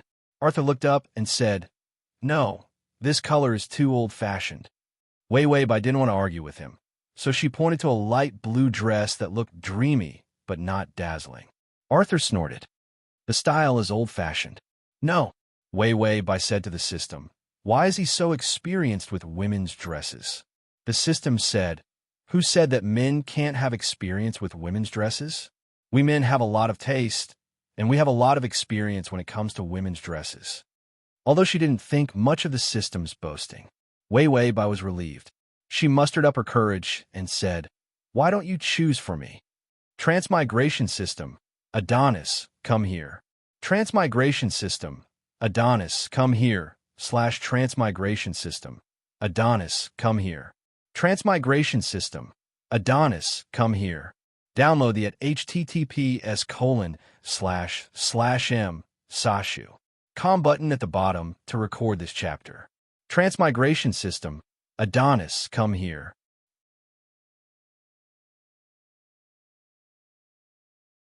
Chapter 948. She was pressed against the door. A man's hands were on both sides of her ears, completely trapping her in his arms. He lowered his head, his short black hair glowing. His attitude was gentle, but there was an imperceptible coldness in his eyes. "I heard that you were involved in the chaos of the rebel army. Are you okay?" Wei Wei Bai's eyes flashed with a trace of vigilance. "What rebel army? I don't know." She didn't know that Los was one of the leaders of the rebel army. She pretended not to know. Los didn't feel that it was ambiguous to press her against the wall like this at all. He looked worried. "You don't have to guard against me. I'm just worried about you." Wei Wei Bai replied calmly, "Thank you for your concern, but the way the president worries is really different." He pulled her into the utility room and pressed her against the wall like this. Those who didn't know better would think that he was a pervert. Los seemed to appreciate her vigilance. His voice was gentle and sincere. "You don't have to guard against me, Wei Wei. I'm someone you can trust." Wei Wei Bai still looked at him coldly, seeming a little nervous. Lothian stroked her hair, only to be slapped in the face by the girl. His face was slapped to the side. Wei Wei Bai said coldly, "I don't like people touching my hair. It's like a pet." The feeling of an owner touching a pet's hair. It was very unpleasant. Los was stunned for a while, feeling his cheeks burning. He didn't withdraw his hand. Instead, the gentleness in his voice became more playful. "Why? Only your owner is allowed to touch you." Wei Wei Bai looked up. The anger in her eyes made her look particularly aggressive. "Are you here to insult me, President Los?" The playfulness on Los's face disappeared and was replaced by helplessness. He let go of his hand and took a few steps back, giving Wei Wei Bai her freedom. "No, I thought you would want to join us." Wei Wei Bai opened the door without hesitation and was about to walk out. "I think there will be more outstanding students joining the student union. After all, the student union's rewards are very generous, aren't they? 3 slots for the embrace. How enviable." These words were full of sarcasm in her mouth. After she finished speaking, she walked out of the storage room. However, she heard a faint voice behind her. "I'm inviting you to join the Anti-Vampire Alliance." Wei Wei Bai stopped in her tracks, but she did not turn around. Los leaned against the door and looked at her seriously. "I know you hate vampires. The last time you appeared at our gathering, didn't you want to join us?" Wei Wei Bai finally looked back at him in disbelief. "It's you?" Ross smiled. "Yes, it's me. I'm a small leader in the Anti-Alliance. We suffered heavy losses in the last gathering and need a large number of new members. So, I'd like to invite you to join us." Wei Wei Bai frowned. "Aren't you worried that I will betray you?" Just like that, he revealed his identity. "If you really want to betray me, I'm willing to die. I've never dared to tell you that I like you. I've liked you for 3 years." When he said this, there was no expression on his face, and his voice was incomparably indifferent. However, his eyes seemed to be dyed with light, and there was deep affection in them. He suddenly looked away, blushing slightly. "I'm too abrupt. You might not even know me." He acted out the lowly part of having a crush on someone very well. Wei Wei Bai's face showed a trace of shock, but she quickly concealed it and said coldly, "Don't joke around. Also, if I join the Anti-Alliance, it won't be because of you. It's because I know that humans and vampires can't coexist, and I'm a human. It's my duty to fight against vampires." To make it easier for you to read it next time, you can click Save at the bottom to record this reading.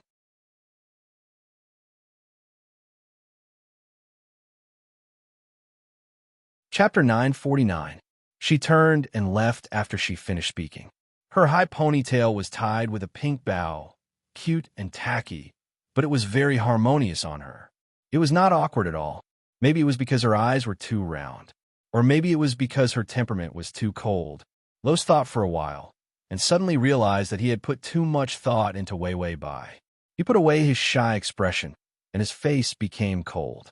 A blood servant of the prince who hated vampires, if used well, could be a powerful weapon. Wei Wei Bai walked to the corner, expressionless. You can tell he's not a good person. The system said, "Didn't he have a crush on you?" Wei Wei Bai said, "I saw his eyelashes tremble, the smile on his face stiffen, and his eyes don't show any sign of love. He needs to practice lying better."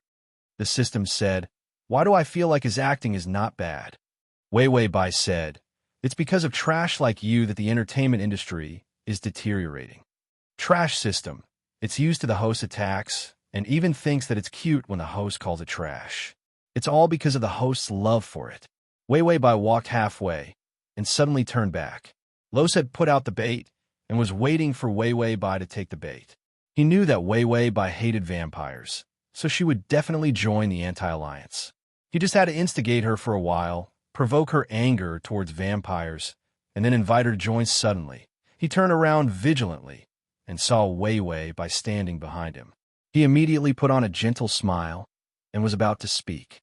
Wei Wei Bai put on a smile, clear and firm. "I've thought about it, President. I'm applying to join the Anti-Vampire Alliance." Los was silent for a while, as if he was surprised. He did not expect Wei Wei Bai to suddenly join. She was a blood servant of the prince, and among the humans, she was treated like a noble.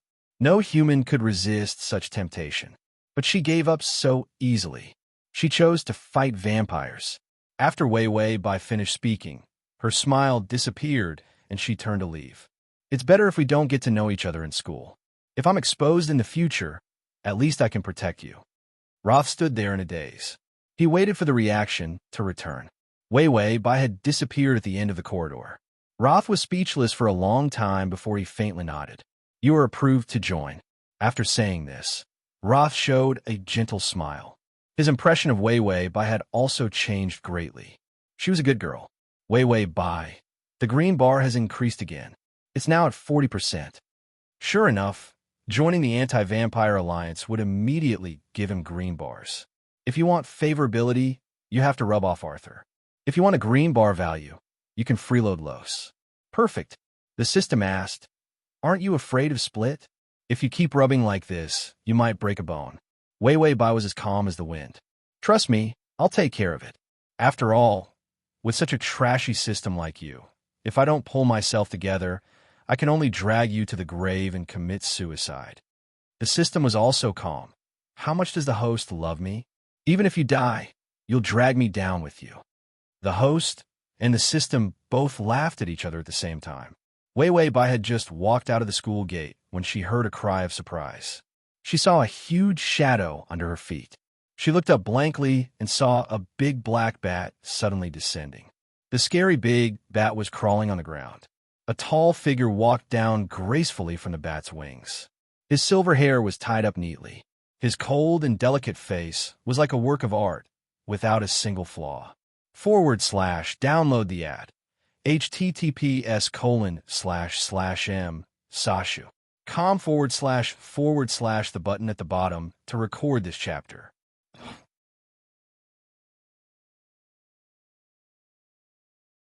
Chapter 950.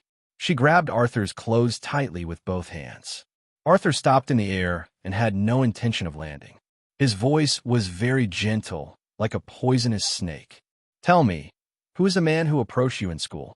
He smelled the scent of another male human on her body. He must be very close to her to have Such a strong scent.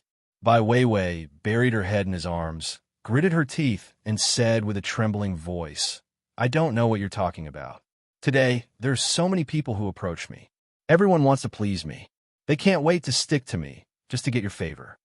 Arthur frowned. My favor. Weiwei Bai raised her head fiercely, her eyes still trembling with fear. She pulled the corners of her mouth into an ugly smile. Yes, Your Highness the Prince's favor. As your blood slave, am I not the best target to please? There are even people who pounced on me just to get information about you going out. Arthur thought about how humans turned into vampires for the sake of killing each other in the past. It was possible that they had been sticking to her to please her.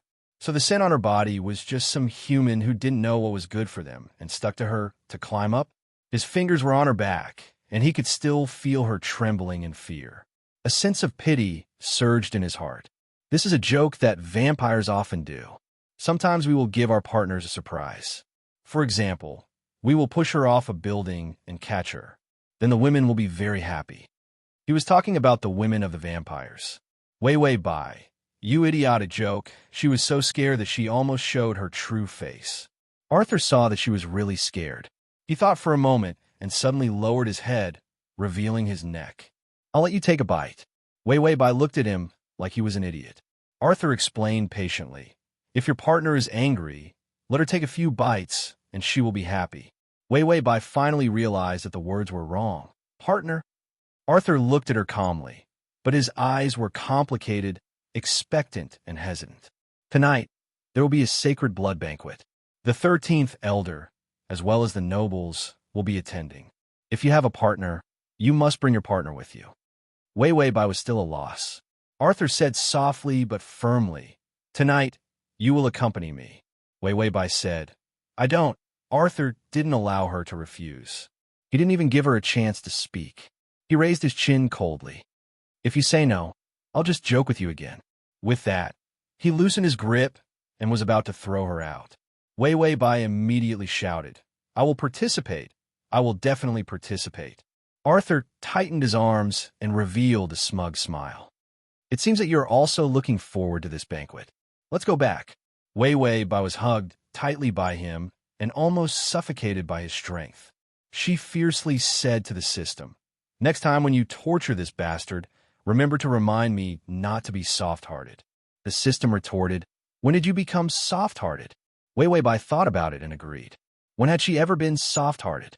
The Sacred Blood Banquet was the most important banquet for the blood race. All the most powerful and honorable blood breeds would be present. After the banquet, the Sacred Blood Conference would begin and the true leader would be chosen. Arthur was seen as the most likely blood breed to become a leader. That was why his presence was very eye-catching, especially the human beside him, who was even more eye-catching. That was because it wasn't appropriate for a human to appear in such an occasion. But Arthur had a human partner with him. Just like that, he walked into the banquet. Download the at https://m Sashu. Com button at the bottom to record this chapter.